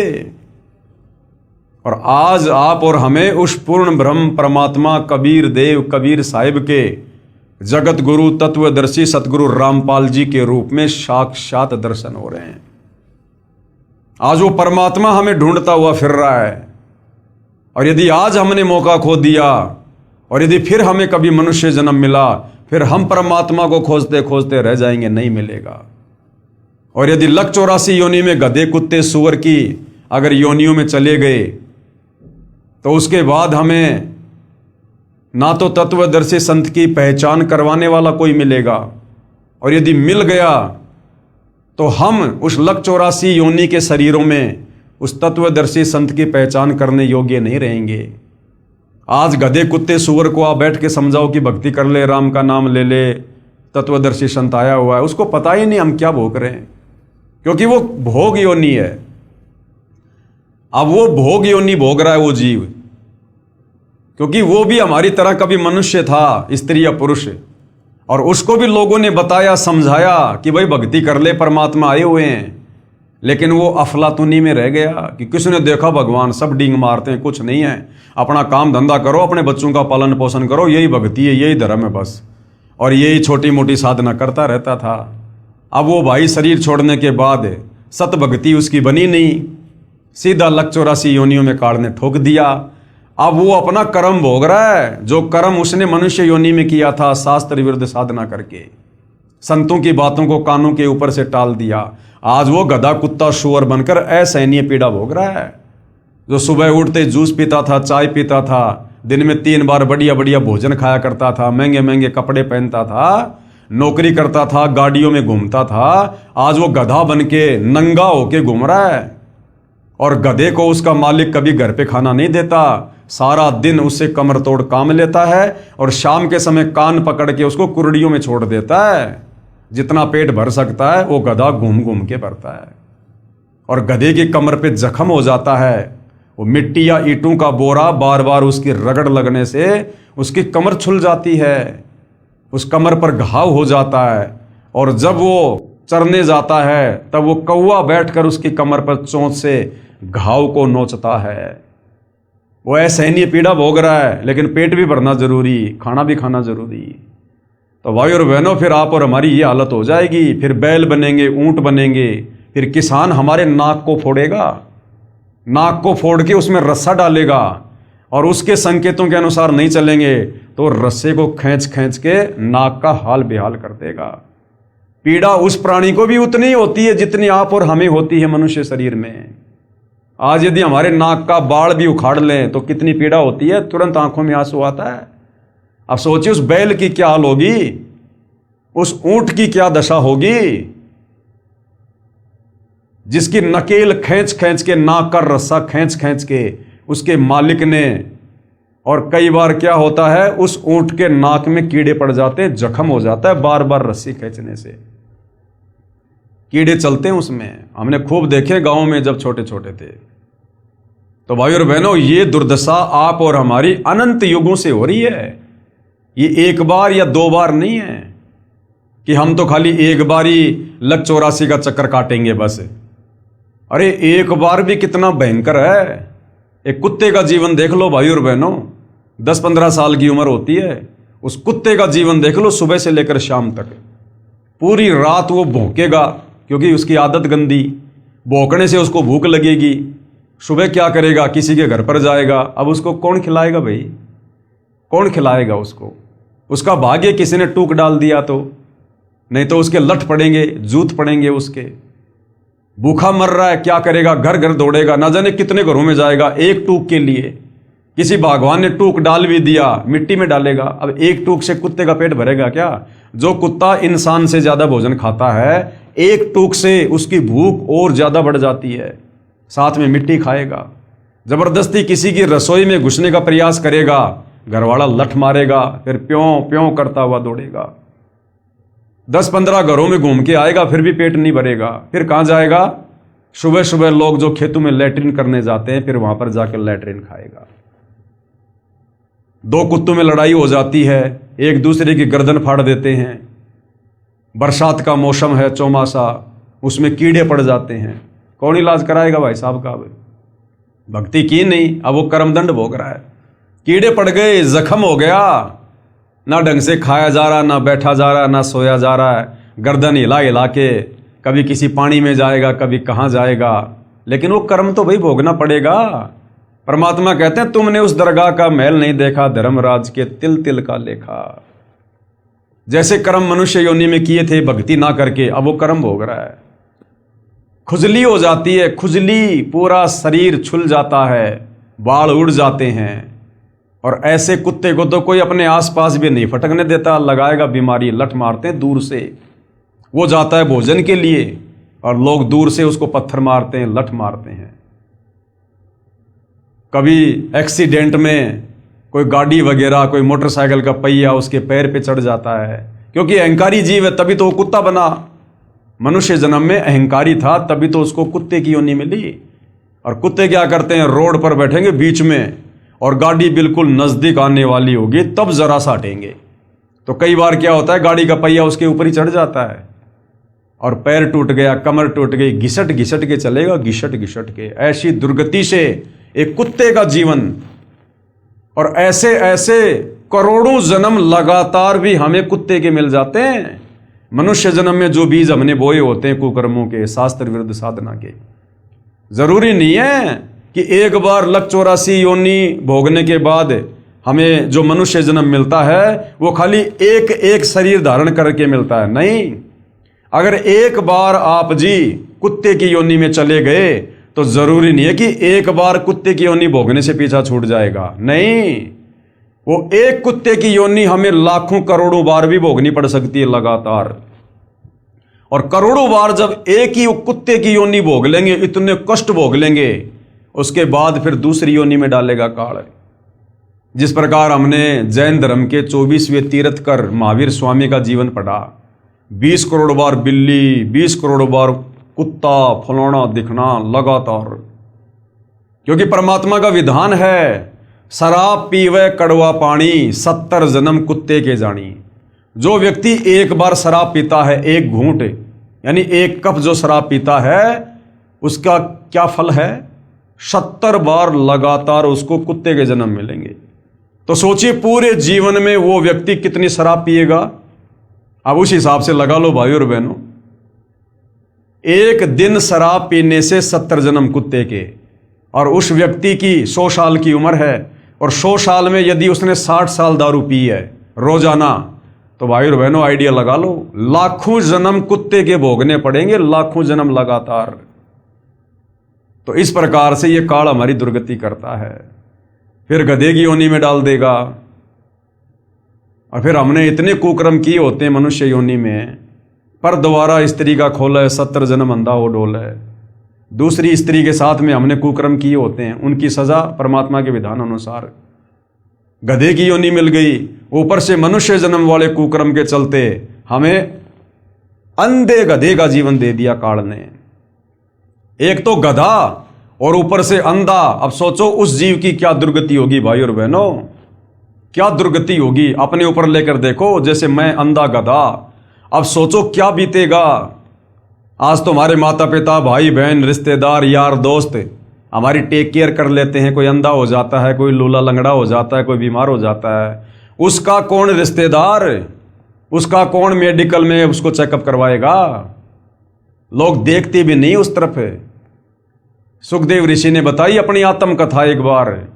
परमात्मा कहते हैं, सुखदेव ने 84 भुगती बना पजावे खरवो, पजावे पर ईंटों के भट्ठों पर वो गधा बना।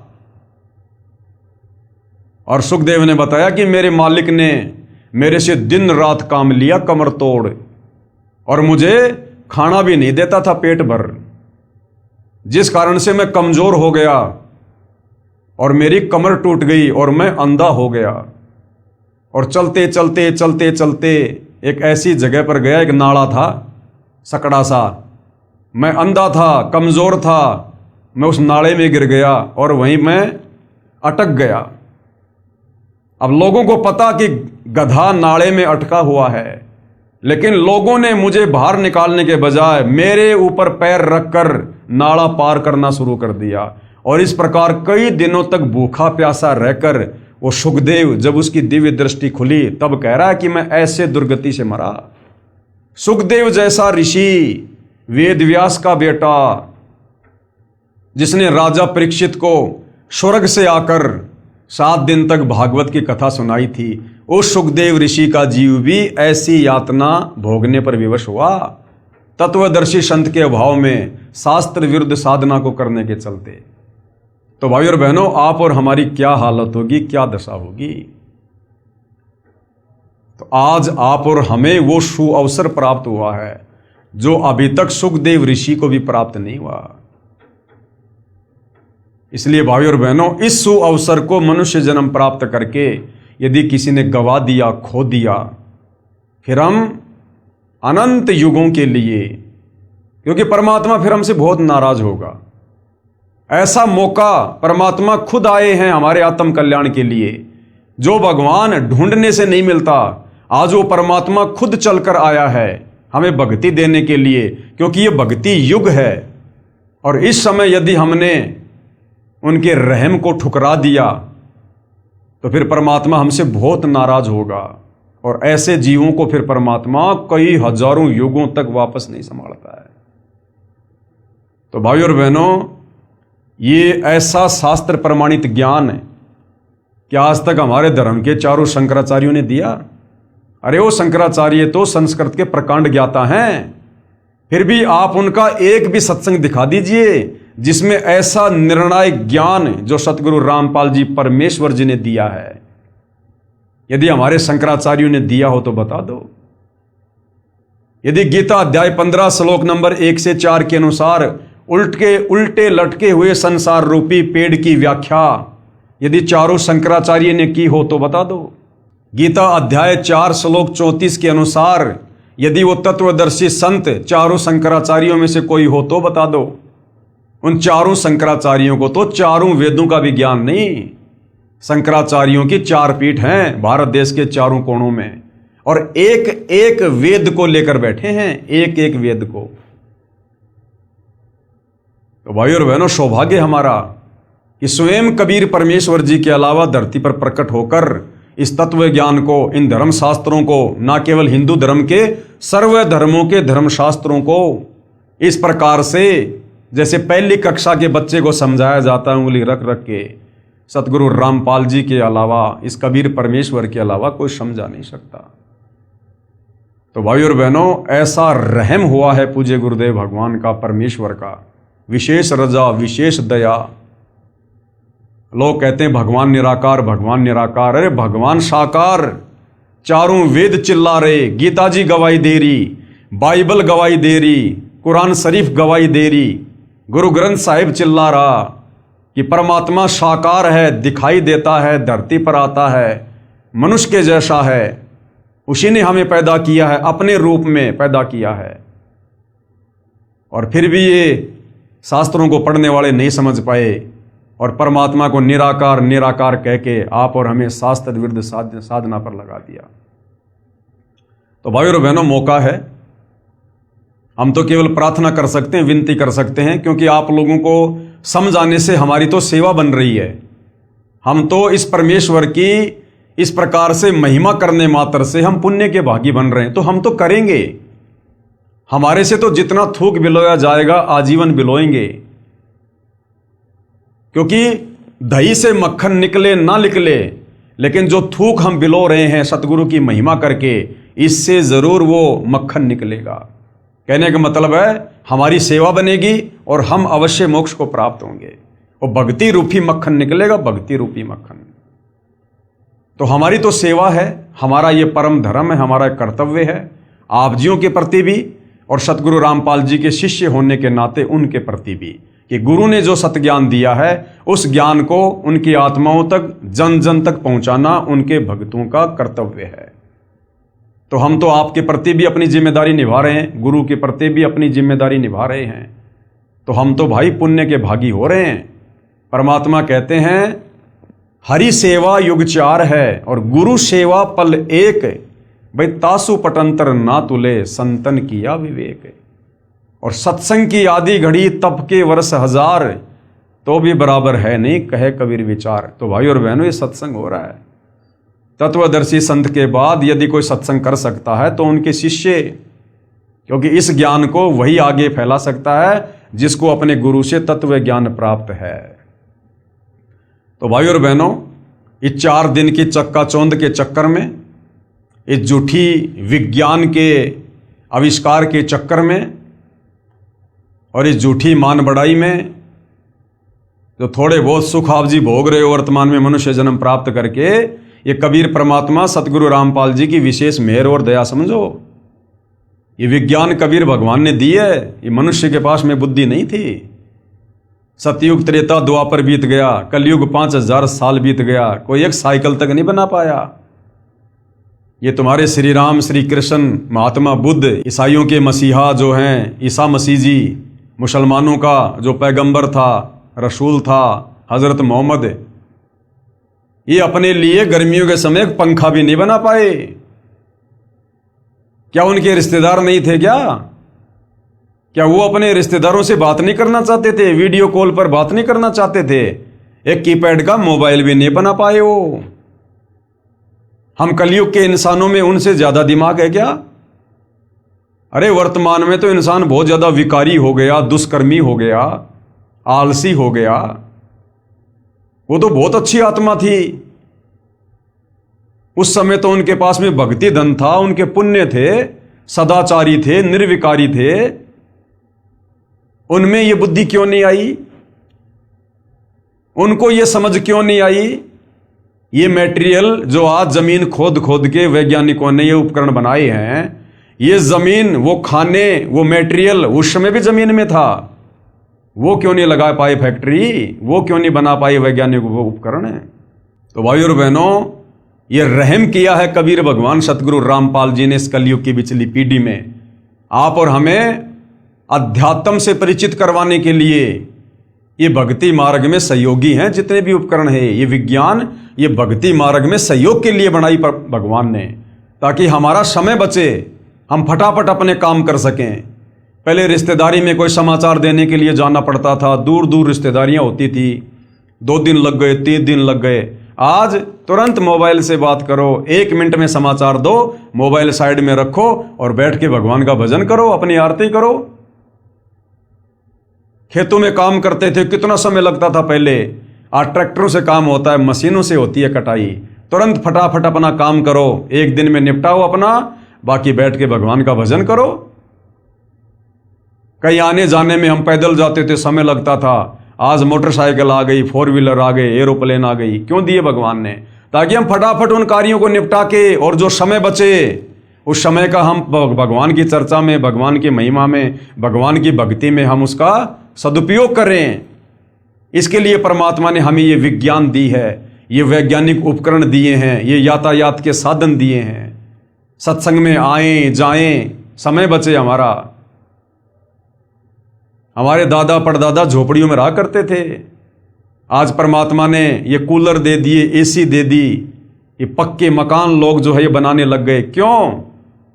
सिर्फ भक्ति में सहयोग के लिए, ताकि गर्मी, सर्दी, बरसात, ओले, आंधी, हम इन सबसे बचें। और आराम से भगवान की भक्ति करें। नहीं रहने को तो इंसान ने झोपड़ी भी बहुत है। तो भाई और बहनों, कहने का मतलब है आज जो दया इस कलयुग के इस समय में, जिसको बिचली पीढ़ी का समय कहते हैं, जो दया उस कबीर परमेश्वर सतगुरु रामपाल जी भगवान की हुई है, ये असीम है, अवर्णनीय है, अकल्पनीय। उस परमेश्वर का किन शब्दों में धन्यवाद करें, इंसान के पास में शब्द नहीं है। सात समुद्र की मसी करूं, लेखनी करूं बन राय, और धरती का कागज करूं, पर सतगुरु रामपाल जी के गुण लिखे न जाएं। तो सोचिए भाई और बहनों, एक कुत्ते का जीवन और ऐसे ऐसे 184 योनियों में अनेक प्रकार के शरीर हमने धारण करने पड़ेंगे। किसी की उम्र 100 साल, किसी की उम्र 1000 साल भी होती है, किसी की 300 साल। एक पौधा ऐसा है जिसकी 13,000 साल आयु है। वो पेड़ पौधे भी योनि हैं 184 योनि में, वो भी हमने भोगनी पड़ेंगी अगर मनुष्य जन्म में भक्ति नहीं हुई तो सोचिए, जब हम वो पौधे बन गए, 13,000 साल तक उस पौधे की उम्र है, और ना जाने कितनी बार वही पौधा बनना पड़े। तो सोचो भाई और बहनों, फिर कितने लंबे समय के लिए, यदि वर्तमान में हमने सतगुरु रामपाल जी को ना पहचान कर, यदि हमने उनसे उपदेश लेकर भक्ति करके अपने जीव का कल्याण नहीं करवाया, तो सोचिए फिर 184 योनि में आप और हम कितने लंबे समय के लिए कष्ट भोगने के लिए चले जाएंगे। बहुत लंबा चौड़ा दुख हो जाएगा। और ऐसी ऐसी ना जाने कितनी लाखों 184 योनियां भोगने के बाद वर्तमान में जो हम इस सतभक्ति को ना करके परमात्मा को नाराज कर देंगे, उसके बाद ये परमात्मा फिर हमें कभी अपनी शरण में लेगा, दया करेगा। और जब वर्तमान में कुछ नहीं कर पा रहे, तो अगले जन्म में फिर कौन सा हम जो है वो किला तोड़ देंगे। तो भाई और बहनों, आज है वो मौका, लोहा गर्म है, आज मार दो चोट, यदि मारी जाए तो ऐसा सुअवसर फिर नहीं मिलेगा जिंदगी में। तो भाई प्रार्थना कर सकते हैं, विनती कर सकते हैं। मनुष्य जन्म भगवान ने इसलिए दिया है कि इंसान मनुष्य जन्म प्राप्त करके किसी की बातों पर विचार करे, जल्दबाजी में फैसला ना ले। कई बार क्या होता है कि कचरे में हीरा मिल जाता है, कचरे में हीरा। तो जरूरी नहीं है कि बड़े बड़े नेता अभिनेता कोई बात बताएंगे तो उसी बात में कोई दम होता है। हमारे जैसे 2 कोड़ी के जीव भी कई बार अच्छी बात बता जाते हैं। तो किसी की बातों को हल्के में नहीं लेना चाहिए। परमात्मा कहते हैं कि रहीमन देख बड़ेन को लघून दीजिए डारी, और जहां काम आवे सुई क्या करे तलवारी। अरे जहां पर सुई अपना काम कर देगी, वहां पर वो तलवार अपना काम नहीं कर सकती। अब इस शर्ट का यदि हमने ये बटन लगाना है, तो तुम तलवार से बटन लगा लोगे क्या? वहां तो सुई काम करेगी। तो जो संदेशा परमपिता परमात्मा कबीर साहब तत्वदर्शी संत के रूप में अपने छोटे छोटे भक्तों से समाज को दिलवा देगा, भक्ति और भगवान को लेकर, आत्म कल्याण को लेकर, वो संदेशा आप जी उम्मीद मत करना कि आपको टाटा, बिरला, अंबानी या देश का कोई प्रधानमंत्री दे देगा। तो भाई और बहनों, थोड़ा सा विचार करो, ठंडे दिमाग से सोचो, क्या जाता है एक बार सतगुरु रामपाल जी के सत्संग तो सुनो। अरे इतने भी बिजी नहीं हो जितना तुम अपने आप को दिखाते हो, इतने भी बिजी नहीं हो। और सारा दिन मोबाइल पे क्या करते हो? आप देखते हैं ना, आम आदमी को जब भी समय मिलता है तुरंत मोबाइल उठा लेंगे, और मोबाइल में क्या देखेंगे? रील देखेंगे, शॉर्ट वीडियो देखेंगे, और फालतू के धारावाहिक देखेंगे, फिल्मी गाने सुनेंगे। क्या मिलेगा उससे? कुछ नहीं मिलेगा, समय की बर्बादी के अलावा। मन खराब होगा वो अलग। तो उसी मोबाइल से यदि यूट्यूब पर जाकर सतगुरु रामपाल जी के नाम से सत्संग सर्च किए जाएं, तो भाई और बहनों, तत्वदर्शी संत की आवाज यदि जीव के कानों में पड़ती है, उससे भी हमारी भक्ति बननी शुरू हो जाती है, हमारे संस्कार बनने शुरू हो जाते हैं, हमारे पुण्य जमा होने शुरू हो जाते हैं। तत्वदर्शी संत की यदि आवाज भी हमारे कानों में पड़ना शुरू हो जाती है, तो धीरे धीरे धीरे धीरे भाई और बहनों, किसी के विचार जब तक नहीं सुनेंगे, हम कैसे समझेंगे कि वो हमें क्या समझाना चाहता है, उनके पास में क्या अनमोल वस्तु है। तो थोड़ा बहुत समय निकाल के सतगुरु रामपाल जी के सत्संग भी यूट्यूब पर सुनिएगा, ये मोबाइल परमात्मा ने बकवाद के लिए नहीं दिए।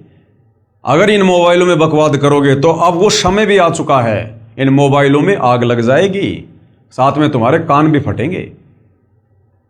ये टीवी चैनल आने वाले समय में यदि कोई व्यक्ति इन टीवियों पर सत्संग नहीं सुनेगा और ये फालतू की ये फिल्में विल्में देखेगा, परमेश्वर का वचन है सतगुरु रामपाल जी का, ये टीवी चैनलों में आग लग जाएगी। टीवियों में लोगों के टीवी फूट जाएंगे घर पर रखे रखे, क्योंकि भगवान ने जिस विशेष मकसद के लिए हमें ये विज्ञान दी है, ये उपकरण दिए हैं, अगर यदि अब हमने इनका सदुपयोग नहीं किया, क्योंकि दुरुपयोग तो बहुत कर लिया, क्या मिला? कुछ नहीं मिला। अब यदि लोगों ने सदुपयोग नहीं किया, इनमें आग लग जाया करेगी। आप देख रहे होंगे गर्मी कितनी भयंकर पड़नी शुरू हो गई है, वातावरण कैसे चेंज हो रहा है। तो भाई और बहनों, अब समय आ गया, परमेश्वर के द्वारा दिए गए इन उपकरणों का सदुपयोग करो। और परमेश्वर ने जो अनमोल मनुष्य शरीर दिया है और जो हमें ये अंग दिए, इनका भी सदुपयोग करो। ये आंख परमात्मा ने क्यों दी है? उस परमेश्वर के दीदार के लिए। कबीरा दर्शन साधु का मुख पर बसे सुहाग, दर्शन उन्हीं को होते हैं जिनके पूर्ण भाग। ये आंखें परमेश्वर ने सत्संग देखने के लिए, सतगुरु के, जब वो परमात्मा सतगुरु रूप में आता है, उनके दर्शन करने के लिए। ये कान परमात्मा ने सत्संग सुनने के लिए दिए हैं, अच्छी बातें सुनने के लिए दिए हैं, परमेश्वर की वाणियां सुनने के लिए दिए हैं, ताकि हमारे अंतःकरण में भक्ति जमा हो। ये जीव परमेश्वर ने सतगुरु की महिमा करने के लिए। जिव्या तो वाये भली जो रटे हरि को नाम, नहीं तो काट के फेंक दो मुख में भलो न चाम। अगर मनुष्य जन्म प्राप्त करके इस जिव्या से यदि हमने सतगुरु का गुणगान नहीं किया, सतगुरु की महिमा नहीं की, यदि हमने सतगुरु का ज्ञान प्रचार नहीं किया, सतगुरु के द्वारा दिए गए मंत्रों का जाप नहीं किया, तो अगले जन्म में परमात्मा जीव छीन लेगा। यानी गधे बनेंगे, लक 84 में जाएंगे, बैल बनेंगे, जीव भी होगी, लेकिन हम जीव का सदुपयोग नहीं कर पाएंगे। कल को यदि उस बैल के पैर में कोई कील चुभ गई, वो बैल जिसके मुंह में जीभ है, वो बोल के नहीं बता सकता कि मेरे पैर में कील चुभी है, मुझे पीड़ा हो रही है। क्यों? क्योंकि आपने मनुष्य जन्म में उस जीव्या का सदुपयोग नहीं किया। किसी को गाली दी, किसी को उल्टा बोला है, और फालतू की बातों में, निंदा चुगली में अपनी जीव का दुरुपयोग किया। ये हाथ, इन हाथों से हमें परमेश्वर की सेवा करनी है, इन हाथों से हमने दान धर्म करना है, उपकार के अच्छे कार्य करने हैं, इसलिए भगवान ने हाथ दिए हमें। और इन हाथों से यदि हम दुष्कर्म करेंगे, किसी का यदि हम कोई बुरा करेंगे, मार पिटाई करेंगे, तो परमेश्वर इनको भी छीन लेगा, क्योंकि हमने उसके द्वारा दिए गए अंगों का दुरुपयोग किया है। इसी प्रकार भाई और बहनों, परमेश्वर के द्वारा दिया गया अनमोल शरीर और ये अनमोल समय और ये विज्ञान, हमने इन सब का जगत गुरु तत्वदर्शी सतगुरु रामपाल जी परमेश्वर जी की शरण में आकर सदुपयोग करना है। और सतगुरु रामपाल जी की शरण से बेहतर सदुपयोग इस समय का और इस मनुष्य जीवन का एक और कहीं नहीं हो सकता है। बाकी तो आप बर्बाद ही बर्बाद करोगे, अपने कर्म ही कर्म फोड़ोगे। अगर शुभ कर्म बनाने की कोई जगह है तो सतगुरु रामपाल जी के चरण हैं, उनकी भक्ति है। बाकी तो हम मनुष्य जन्म प्राप्त करके अपने कर्म बिगाड़ सकते हैं, कर्म फोड़ सकते हैं। तो हम तो केवल विनती कर सकते हैं भाई और बहनों, आज YouTube पर सतगुरु रामपाल जी के ढेरों सत्संग हैं। गूगल पर जाकर ज्ञानगंगा पुस्तक की PDF डाउनलोड करो, अन्यथा www.jagatgururampalji.org ये वेबसाइट है। इस पर आपको सारी पुस्तकें सतगुरु रामपाल जी के द्वारा लिखित मिलेंगी, उनके ऑडियो वीडियो में उनके सत्संग मिलेंगे। कैसे आप सतगुरु रामपाल जी से नाम उपदेश प्राप्त कर सकते हैं, वो भी जानकारी मिलेगी। और नाम उपदेश प्राप्त करने के बाद जब हम मर्यादा में रहकर उनके द्वारा बताई गई भक्ति करेंगे, तो जो कार्य हमारे आज इतनी मेहनत करते करते बैल और गधे की तरह दिन रात मार्केट में भागते भागते भी सफल नहीं हो रहे, वही कार्य हमारे आधे समय में सफल होंगे, बिना किसी भागदौड़ के, बिना किसी टेंशन के। क्योंकि भक्ति करने से हमारे पुण्य बनेंगे और पाप और पुण्य से सृष्टि चलती है। वैसे आप कितना ही भाग लो, कितना दिमाग लगा लो, कुछ नहीं होगा। एक आदमी करोड़ों रुपए लगा के धंधा करता फेल हो जाता है, और एक आदमी छोटे से समोसे की दुकान खोलता है, माला माल हो जाता है, अपने पुण्य और पाप के कारण। तो वर्तमान में कलयुग है। हमारे जो पुण्य थे हमने 3 युगों में खा लिए, खर्च कर लिए, मौज मस्ती करके, राजा महाराजा के जीवन प्राप्त करके। अब है कलयुग, चौथा युग। अब बच गए पाप कर्म। अब पाप कर्म से दुख संकट परेशानी आती हैं। मेहनत करते करते घर का खर्चा नहीं चलता। आदमी फिर क्या करता है, गलत रास्ते अपनाता है, चोरी जारी ठगी मिलावट रिश्वतखोरी, और ज्यादा कर्म बिगड़ने शुरू हो जाते हैं। घर में पैसा तो आता दिखाई देता है, लेकिन हमारे कर्म कितने बिगड़ रहे हैं। और जब उन कर्मों का दंड भोगने का समय आएगा, फिर रोएंगे ऊपर मुंह करके, हे भगवान मैंने क्या कर दिया। तो भाई और बहनों, आज इतना अच्छा मौका है, जो कार्य आज आप 18-18 घंटे करके ओवर टाइम करके और फिर भी आप इतना मेहनताना प्राप्त नहीं कर पा रहे, सतगुरु रामपाल जी की शरण में आने के बाद आपको ओवर टाइम भी करने की जरूरत नहीं पड़ेगी। उस परमेश्वर की शक्ति से, समर्थता से आप और हमारे कार्य चुटकियों में सिद्ध होंगे। चुटकियों में आंखों में आंसू भर भर के रोया करेंगे, परमात्मा पहले सद्बुद्धि क्यों नहीं आई, पहले क्यों गधे और बैल की तरह भाग रहा था अज्ञानता में। क्योंकि फिर भगवान भगत को भक्ति के लिए समय भी देगा और भगत के विश्वास के लिए उसके कार्य भी सिद्ध करेगा अपनी तरफ से, अपनी समर्थता से। और कैसे कार्य होंगे, सतगुरु रामपाल जी कहते हैं, जैसे पहले हम इन पशुओं को चारा खिलाने के लिए और हाथ का जो गंडासा होता था उससे वो चारा काटा करते थे हम। कितना समय लगता था, 2-3 घंटे, तब जाकर 1 या 2 पशुओं के लिए 2 छाबड़ी 1 छाबड़ी चारा होता था। और आज लाइट आ गई, जिसने लाइट का कनेक्शन ले लिया, घर में मोटर लगा ली और चारा काटने वाली मशीन लगा ली, आज वो 1 घंटे में पूरे गांव के पशुओं के लिए चारा काट सकता है। तो पावर का उसने कनेक्शन ले लिया, जिस कारण से अब वो इतने कम समय में इतना लाभ प्राप्त कर रहा है। तो जब तक हम सतगुरु रामपाल जी की शरण में नहीं आते हैं, तब तक समझो हम जो भी मेहनत कर रहे हैं ना, हम हाथ के गंडासे से सारा काम कर रहे हैं। और जिस दिन सतगुरु रामपाल जी की शरण में आ जाएंगे, मर्यादा में रहकर भक्ति करेंगे, उसके बाद फिर भाई और बहनों, हमारे काम जो हमारे से नहीं हो रहे थे, इतनी मेहनत से नहीं हो रहे थे, अब वो सतगुरु रामपाल जी की शक्ति से, उनकी समर्थता से होंगे। और कैसे होंगे, ये परमेश्वर का काम है। आप और हम 2 कोटि के जीव हैं, बस हम तो केवल देखते रह जाएंगे। परमात्मा इतने सुख देगा, हमारी बुराइयां छूट जाएंगी। आज हम जो कमा रहे हैं उसका आधे से ज्यादा धन हम व्यर्थ की परंपराओं में, इन कुरीतियों में बर्बाद कर देते हैं, तीज त्योहार में बर्बाद कर देते हैं, लेन देन में, शादी विवाह भात चूचक सिंधारा कोथड़ी, इनमें बर्बाद कर देते हैं। ऊपर से बीड़ी सिगरेट का नशा, मांस खाना, जुआ खेलना, ये सट्टे लगाना, इनमें बर्बाद कर देते हैं। तो सतगुरु रामपाल जी के सत्संग सुनने के बाद, उपदेश लेने के बाद, ये सारी तो बुराइयां छूट जाएंगी। ना हम कोई नशा करेंगे, ना मांस आहार करेंगे, ना ये फालतू के होली दिवाली त्योहार मनाएंगे, और ना फालतू के ये परंपरा के तहत ब्याह शादी में इतना खर्चा, इतना पाखंड, इतना दिखावा, ना हम ये करेंगे। तो बताओ फिर खर्चा होगा कहाँ? जो कमाएंगे वो भी ज्यादा रहेगा हमारे पास में, खर्च ही नहीं हो पाएगा। और अपने गुरुदेव भगवान को दान धर्म करेंगे, 1 रुपया देंगे, भगवान 1000 देगा रिटर्न, समय आने पर 1000। किसी भगत ने फिर किसी के आगे हाथ फैलाने की जरूरत नहीं पड़ेगी। गुरुदेव कहते हैं, मांगे सो ही बढ़वा कहिए, दर दर फिरे अज्ञानी, और जोगी जोग संपूर्ण जिसका, मांग ना पीवे पानी।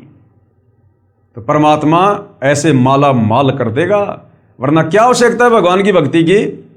अगर ऐसे ही अगर घसीट घसीट के चलना है सांप की तरह, मेहनत करते करते, फिर क्या आवश्यकता है भगवान की भक्ति की? तो भाई और बहनों, अभी तक हमने भगवान को जाना ही नहीं, हमारे धर्म गुरुओं ने भगवान की पहचान करवाई नहीं। अब सतगुरु रामपाल जी ने आके बताया कि परमात्मा क्या शक्ति है, क्या पावर है, क्या काम करती है। एक बार भगवान की शरण में आकर देखो, उसके बाद देखो कैसे हमारे कार्य होते हैं, कितनी आत्म संतुष्टि मिलेगी, कितना धैर्य होगा, कितने संयमित हो जाएंगे। और जो चिंता हमें सताए जाया करती थी भविष्य को लेकर, आगे को लेकर, वो चिंता समाप्त है, क्योंकि हमें खुद भविष्य का पता चल जाएगा ना। बिना भक्ति के कितना ही दौड़ लो, कितना ही भाग लो, हमारी दौड़ कभी खत्म नहीं हो सकती। हम मर जाएंगे, हमारे कार्य और जिम्मेदारियां पूरी नहीं हो सकती। अब गुरुदेव भगवान हमें तत्व ज्ञान देकर भविष्य बता देते कि बेटा तू क्यों भाग रहा है, क्यों गधे और बैल की तरह कमा रहा है, किसके लिए कमा रहा है? सब अपना भाग्य लिखवा के लाते हैं, कोई किसी के भरोसे नहीं आता। और करनी थी भक्ति और कर रहा तो सारे काम जानवर वाले। तो तत्व ज्ञान होने से फिर हमारी भागदौड़ मिट जाएगी कि भैया मैंने तो भक्ति करके सतलोक जाना है, इस गंदे लोक में मैं जोड़ जोड़ के मकान बना बना के झूठा दिखावा समाज के सामने कर करके मैं क्या प्राप्त कर लूंगा? कल को लकवा मार गया, पैरालाइसिस हो गया, वो समाज मेरा क्या साथ दे देगा? एक बार आएंगे, दो बार आएंगे, देख के चले जाएंगे, वो परेशानी तो मुझे उठानी पड़ेगी। तो फिर इंसान की भागदौड़ मिट जाएगी, उसे अपनी मंजिल का पता चल जाएगा कि तेरी मंजिल गधे और बैल कितना कमा कमा के ये मकान बनाने की नहीं है, बड़े बड़े बिजनेस सेट करने की नहीं है। तेरी मंजिल तो इस काल के जाल से बाहर निकलने की है, और वो होगी सतगुरु रामपाल जी से उपदेश लेकर भक्ति करने से। तो हमारी भागदौड़ मिट जाएगी कि सामने तो कुआं है, मैं कहां दौड़ रहा हूं, सामने तो काल का कुआं है, गिरूंगा तो मरूंगा। तो हम माया को संग्रह करने से पीछे हटेंगे, हमारे को संतुष्टि होगी, और फिर देखना जीवन खुशहाल होगा। जब चिंता मिट गई तो सब कुछ मिट गया, और ऊपर से भगवान की भक्ति मिल गई, जिसे जन्म मरण का रोग कटेगा, ना लक 84 में जाएंगे, और ये मनुष्य जन्म आखिरी मनुष्य जन्म, उसके बाद सीधे सतलोक जाएंगे। इससे भी बढ़िया सुंदर लंबा चौड़ा गोरा चिट्टा तेजोमय शरीर मिलेगा। वहां ना सतलोक में कोई काम करना, ना वहां कोई लड़ाई झगड़ा, ना कोई टेंशन, ना कोई भागा दौड़ी, कुछ नहीं। अपने कबीर भगवान के भंडार से सारी सुविधा है, हम तो सोच भी नहीं सकते इस गंदे लोक में। जैसे गुरुदेव कहते हैं, एक तो नमक की बोरी और एक खंड की बोरी, दोनों का रंग एक जैसा, लेकिन नमक का स्वाद अलग है और बूरा का स्वाद अलग है। तो ऐसे ही भाई और बहनों, जैसा ये हमें दिखाई दे रहा है ना, यहाँ पर कितना अच्छा ये धरती, बाग बगीचे, घूमने फिरने की जगह, पहाड़, नदियां, ऐसा ही सतलोक है। ये 21 ब्रह्मांड सतलोक का ही एक टुकड़ा है। लेकिन यहां तो ये 5 तत्व से बने हुए हैं, ये मिट्टी और पत्थर के हैं, वहां पर वो नूर के हैं, हीरे मोती लाल के पहाड़ हैं, वहां पर दूध दही शहद की नदियां बहती हैं, सबके अपने अपने पर्सनल बड़े बड़े महल हैं, सबके महलों के आगे पर्सनल विमान हैं, और जो हमारी इच्छा होगी वो ही तुरंत वहां पर होने लग जाएगा। इच्छा से, हाथ पैर नहीं चलाने वहां पर, बस इच्छा की कि भोजन इसी समय तुरंत जो चाहोगे, जितने प्रकार के पकवान चाहोगे, बस इच्छा करने की जरूरत है, तुरंत सामने टेबल पर लगे हुए मिलेंगे। नूरी भोजन, उस भोजन को करने के बाद कोई पेशाब नहीं, कोई लेटरिन नहीं, कोई डकार नहीं, कोई पेट नहीं फूलना, ना किसी की तोंद आनी, ना कोई कमजोर होना, ना शरीर में कोई रोग है, कुछ नहीं, ना कोई दाढ़ी वाड़ी करनी रोजाना फाजाना, कुछ नहीं वहां पर, ना रोजाना कोई कपड़े बदलने, वहां पर अमर चीर हैं, अमर वस्त्र हैं, ना कपड़ों को धोने की जरूरत है, ना साबुन लाने की जरूरत है, ना माता पिता को अपने बच्चों की चिंता, ना वहां कोई गुमता है, ना वहां किसी सिंह, भेड़िए, भालू, सांप का कोई डर है। तो भाई और बहनों, वहां का तो वर्णन ही करना नामुमकिन है। ये तो हम उतना ही बता सकते हैं जितना गुरुदेव भगवान ने संकेत किया हुआ है, केवल बता सकते हैं, बाकी असली आनंद तो वहां जाकर ही भोगेंगे। लेकिन वहां जाएंगे कैसे? तत्वदर्शी संत की शरण में आकर और उनके बताए अनुसार आजीवन मर्यादा में रहकर भक्ति करके। और ये जो हम देख रहे हैं ना, इस काल का ये नश्वर संसार, इसमें चाहे कितनी सुविधा दिखाई दे रही है हमें वर्तमान में, कितनी भी बड़े बड़े राजपद हैं, बड़ी बड़ी कार हैं, कोठियां हैं, धन है, बड़े बड़े बाग बगीचे हैं, लोगों के पास में हैं, बड़ी बड़ी प्रॉपर्टियां, कुछ भी हैं, हमने जरा भी आस्था नहीं रखनी। दूसरों की तो छोड़ दो, अगर हमारे पास भी भाग्यवश अगर इतना धन है, इतनी सुविधा है, हमने उनमें भी कोई आस्था नहीं रखनी है, क्योंकि गुरुदेव ने हमें हकीकत बता दी 21 ब्रह्मांड की। ये खोकापुर है, ये उत्पत्ति और प्रलय में आता है, एक दिन सब नष्ट हो जाएगा, मिट्टी बन जाएगी। ये झूठा दिखावा है, काल ने तुम्हें भ्रमित कर रखा है। और इस तत्व ज्ञान को आधार बनाकर, और जैसी हमारी तड़फ शतलोक में रहते सहते और इस काल के साथ 21 ब्रह्मांड में आने की बनी थी, यानी शतलोक के सुख जिनका वर्णन नहीं किया जा सकता, हमें उस समय जब काल के ऊपर आस्था हुई, हमें शतलोक का एक भी सुख अच्छा नहीं लग रहा था। एक भी सुख, शतलोक की किसी भी वस्तु में हमारी कोई इच्छा नहीं बन रही थी। तब परमात्मा ने हमें काल के साथ यहां भेजा। अब इसी प्रकार सतगुरु रामपाल जी के ज्ञान को सुनकर, सारी सृष्टि रचना को समझकर, सतलोक के सुखों को सुनकर, अब इस काल के लोक में चाहे कितने सुख हों, असल में तो सुख है ही नहीं, ये केवल नाम है सुख का, बाकी धोखा है। फिर भी जो भी कुछ यहाँ दिखाई दे रहा है, हमने किसी में कोई आस्था नहीं रखनी, कुछ भी प्राप्त करने की हमने कोई मन में इच्छा नहीं धारण करनी, और है तो उसमें कोई आसक्ति नहीं रखनी कि ये मेरा है। हमें बिल्कुल नफरत हो जाए, नफरत, और हमारी सुरती सतलोक में लग जाए कि परमात्मा इसी जन्म में पार करो, मालिक इसी जन्म में। रोना पड़ेगा भाई और बहनों, रोना, तब जाकर ये परमात्मा दया करेगा। आप और हमने रिहर्सल शुरू कर देनी चाहिए, यदि वास्तव में हमारा टारगेट सतलोक जाने का है तो। यदि अभी तक आप जी का टारगेट भक्ति प्राप्त करके और यहाँ की सुख सुविधा ही प्राप्त करने का है कि भाई मकान बनाऊंगा, गाड़ी लाऊंगा, बच्चे पढ़ाऊंगा, नौकरी लगाऊंगा, तो ये रिहर्सल आप जियो के कोई काम की नहीं है, आप इसको कर भी नहीं पाएंगे, एक दिखावा होगा आपके लिए। और जिन आत्माओं ने वास्तव में इस ज्ञान को अच्छे से समझ लिया और जिनका टारगेट सतलोक है कि परमात्मा इसी जन्म में, अब की बार लग 84 से पार, तो उन आत्माओं ने रिहर्सल कर देनी चाहिए रोजाना, अपने गुरुदेव के चरणों में एकांत में बैठकर अपने घर पर दरबार साहिब में, और ये विचार करना चाहिए गहराई से कि मान लीजिए अगर मेरे पूज्य गुरुदेव भगवान विमान लेकर आ जाते हैं और मुझे कहें कि बेटा या बेटी चल बैठ, विमान आ गया, चलो सतलोक, उस समय मुझे कौन कौन सी वो चीजें हैं, कौन कौन सी वो काललोक की नश्वर संपत्ति है जो मुझे विमान की तरफ जाने से रोकेगी, या विमान की तरफ जाते समय रह रहकर मुझे उनकी याद आएगी। वो कोई मेरा बेटा है या बेटी है, पोता है, पोती है, कार है, कोठी है, संपत्ति है, माँ बाप है या पत्नी है, क्या है।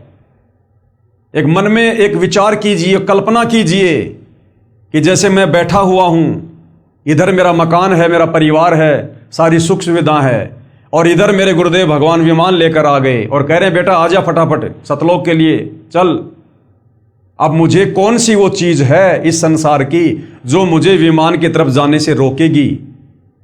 वो बैठकर हमने चिंतन करना पड़ेगा, ये कल्पना करनी पड़ेगी कि हकीकत में गुरुजी आ गए और मुझे बुला रहे हैं। अब मुझे वो बेटा याद आएगा, बेटी याद आएगी, कार, कोठी, संपत्ति, पैसा, क्या मुझे ये याद आएगा? अगर कोई ऐसी वस्तु है जो आपको खींच रही है अपनी तरफ, आपको याद आ रही है कि अभी भी तो मकान बनाया है, अभी तो इसमें इतने पैसे लगा दिए, अभी गुरुजी विमान लेके आ गए, अभी तो मेरा पोता होने वाला है, मैंने तो मुंह भी नहीं देखा। तो अगर इस प्रकार की कोई वस्तु हमें रोक रही है, टोक रही है, तो गुरुदेव कहते हैं वो वस्तु बेटा तुम्हारे लिए काल का फंदा है, वो काल का जाल है, काल का षड्यंत्र है। अभी तेरी आस्था उन्हीं चीजों में है, तो तू रिहर्सल कर उन चीजों से पीछा छुड़वाने की कि अगर मैं रह गया और नहीं जा पाया, फेल हो गया, या परमात्मा ने मुझे छोड़ दिया, तो वो बेटा, बेटी, पोता, पोती, ये कार, कोठी, मकान सदा मेरे साथ नहीं रहने वाला है। आज नहीं तो 10 साल बाद ये मेरे हाथ से निकलेंगे। भाई मैं मरूंगा तो ये बेटा भी छोड़ना पड़ेगा, बेटी भी छोड़नी पड़ेगी, कार, कोठी, पोता, पाता सब छोड़ना पड़ेगा। तो ये तो वैसे भी छोड़ना है, तो क्यों ना आज ही छोड़ दूं। ये मौका फिर नहीं मिलेगा दोबारा जो सतगुरुदेव आ गए विमान लेकर। तो भाई और बहनों, अगर उस समय पैर में चप्पल नहीं है तो चप्पल पहनने की भी नहीं सोचनी कि गुरुजी मैं चप्पल पहन के आ जाता हूं, इतने में फेल हो जाओगे। अगर ये भी कह दिया ना मैं चप्पल पहन के आ रहा हूं, तो समझो चप्पल में आस्था है। अभी हमने ये भी नहीं सोचना, उस घर की तरफ, उस मकान की तरफ, उस परिवार वालों की तरफ देखना भी नहीं है, सोचना भी नहीं। हमने तुरंत जाके विमान में बैठ जाओ कि परमात्मा ऐसे ऐसे परिवार, ऐसे ऐसे घर बार, ऐसे ऐसे परिवार, ये तो कुछ भी नहीं है। कोटि जन्म तू राजा की न मिटी न मन की आशा, भिक्षुक होकर दर दर घूम लिया, मिला ना निर्गुण राशा। हमने राजा अब्राहिम जैसे मनुष्य जन्म प्राप्त किए हैं, राजा हमने जनक जैसे मनुष्य जन्म प्राप्त किए हैं। अरे आज तो एक ही पत्नी होगी। अब्राहिम के जीवन में तो 16-16 हजार औरतें थी, राजा जनक के 10,000 रानियां थी। फिर बेटे कितने होंगे, पोता पोती कितने होंगे, और राजा के ठाठ बाट कितने होंगे। आज मैं एक मकान के लिए मरूंगा, इन पोता पोतियों के लिए जो मिट्टी के पुतले हैं, कल को ये भी मरेंगे, और ऐसे ऐसे पोता पोती, ऐसे ऐसे बीवी, माता पिता, मकान, मैं अरबों खरबों बार मनुष्य जन्म प्राप्त करके यहीं पर पैदा कर करके यहीं पे छोड़ छोड़ के जा चुका हूं। तो इस एक को छोड़ने में मुझे क्या देरी, क्या दिक्कत है, जब मुझे सदा सदा के लिए मुझे ओरिजिनल पोता पोती, बेटा बेटी, कार कोठी सब कुछ मिलेगा, एक नूर का मिलेगा, तत्व का मिलेगा। तो भाई और बहनों, हमने इस काल के जाल को इस प्रकार से चिंतन करके हमने खुद ही काटना पड़ेगा। नहीं तो अंत समय में यदि इस प्रकार की वृत्ति हमारी, क्योंकि भगवान तो इसी प्रकार से आएंगे लेने के लिए, अचानक से आएंगे कि बेटा आ जा, विमान तैयार है, और किसी को दिखाई नहीं देगा, हमें दिखाई देगा। और यदि उस समय हमारी आस्था किसी में जरा सी भी रह गई, हम तो रह गए, काम बिगड़ गया। भगवान तो अंदर से देखेगा ना, ऊपर से चाहे तुम कैसा भी दिखावा करो, गुरुजी तो अंदर से देखेंगे कि इसके अंदर क्या चल रहा है, किन चीजों में इसका प्यार, प्रेम, मोह, ममता, आसक्ति है। तो भाई और बहनों, हमने आज से ही गुरुदेव के चरणों में बैठकर इस प्रकार के रिहर्सल शुरू कर देनी चाहिए, तब जाकर हम अंत समय में इस परीक्षा में सफल हो पाएंगे। ये रिहर्सल हमने पहले करनी पड़ेगी। अब कोई पहलवान है, उसने इंटरनेशनल लेवल पर कुश्ती करने जाना है, तो सीधा थोड़ी जाता वो, पहले यहाँ उसको रिहर्सल करवाई जाती है, उसकी देह तुड़वाई जाती है, तब जाकर 2, 4, 5, 10 साल बाद में वो उस लेवल पर खेलने के योग्य बनता है। तो गुरुदेव हमारी यहाँ पर देह तुड़वा रहे हैं, इस स्थूल शरीर में हमारी रिहर्सल करवा रहे हैं। अब गुरुदेव ने तो सब कुछ बता दिया, सब कुछ कह दिया, जो देना था वो दे दिया भाई और बहनों। अब गुरुदेव के पास इससे ज्यादा देने के लिए कुछ भी नहीं है। अगर इससे ज्यादा, वैसे तो भंडार है मालिक के पास में, लेकिन दे दिया तो हमारी बुद्धि उसको स्वीकार नहीं कर पाएगी। हमारा 1 GB का मेमोरी कार्ड है और भगवान की अनंत करोड़ GB का ज्ञान है, तो भगवान उतना डालेगा जितना हम ले सकते हैं, जितना हमारी कैपेसिटी है। तो हमारी कैपेसिटी के अनुसार परमात्मा ने हमें सारा भक्ति का कोर्स दे दिया, हर प्रकार से समझा दिया, बता दिया। अब भाई और बहनों, आप और हमने रिहर्सल करनी पड़ेगी यहां से बाहर निकलने की। जबरदस्ती हाथ पकड़ के काल के साथ किए गए एग्रीमेंट के अनुसार गुरुजी नहीं लेके जाएंगे। तो ये विचार आप और हमने करना है भाई और बहनों। तो बहुत बड़ी दया है, बहुत बड़ी रजा है गुरुदेव भगवान की, जो हम उनके आशीर्वाद से इस घोर, इस कलयुग में अध्यात्म को लेकर इतना चिंतन मनन कर पा रहे हैं। आज इस उम्र में और संसार की चक्काचौंध में, भाग दौड़ में, इस वैज्ञानिक युग में हम संसार की नश्वर चीजों को प्राप्त करने के बजाय, उनमें भागा दौड़ और समय बर्बाद करने के बजाय हम परमात्मा की प्राप्ति के लिए संघर्ष कर रहे हैं, हम प्रयत्न कर रहे हैं। तो भाई और बहनों, ये सतगुरुदेव रामपाल जी भगवान के विशेष आशीर्वाद और उनके संरक्षण के बिना नहीं हो सकता। अगर आप इतना सब कुछ सोच रहे हैं, विचार कर रहे हैं, तो समझ लो आपकी जमानत गुरुदेव भगवान ने काल से ले रखी है। और जो काल के अंडर में है, देख लो उनकी क्या दुर्गति हो रही है। दिन रात इधर से उधर भाग रहे हैं, इधर से उधर, भूल गए भक्ति और भगवान को भी। तो भाई और बहनों, विनती कर सकते हैं, प्रार्थना कर सकते हैं, बाकी सोचना, समझना, विचार करना, चिंतन मंथन करना, ये देखो आप और हमने स्वयं ही करना पड़ेगा।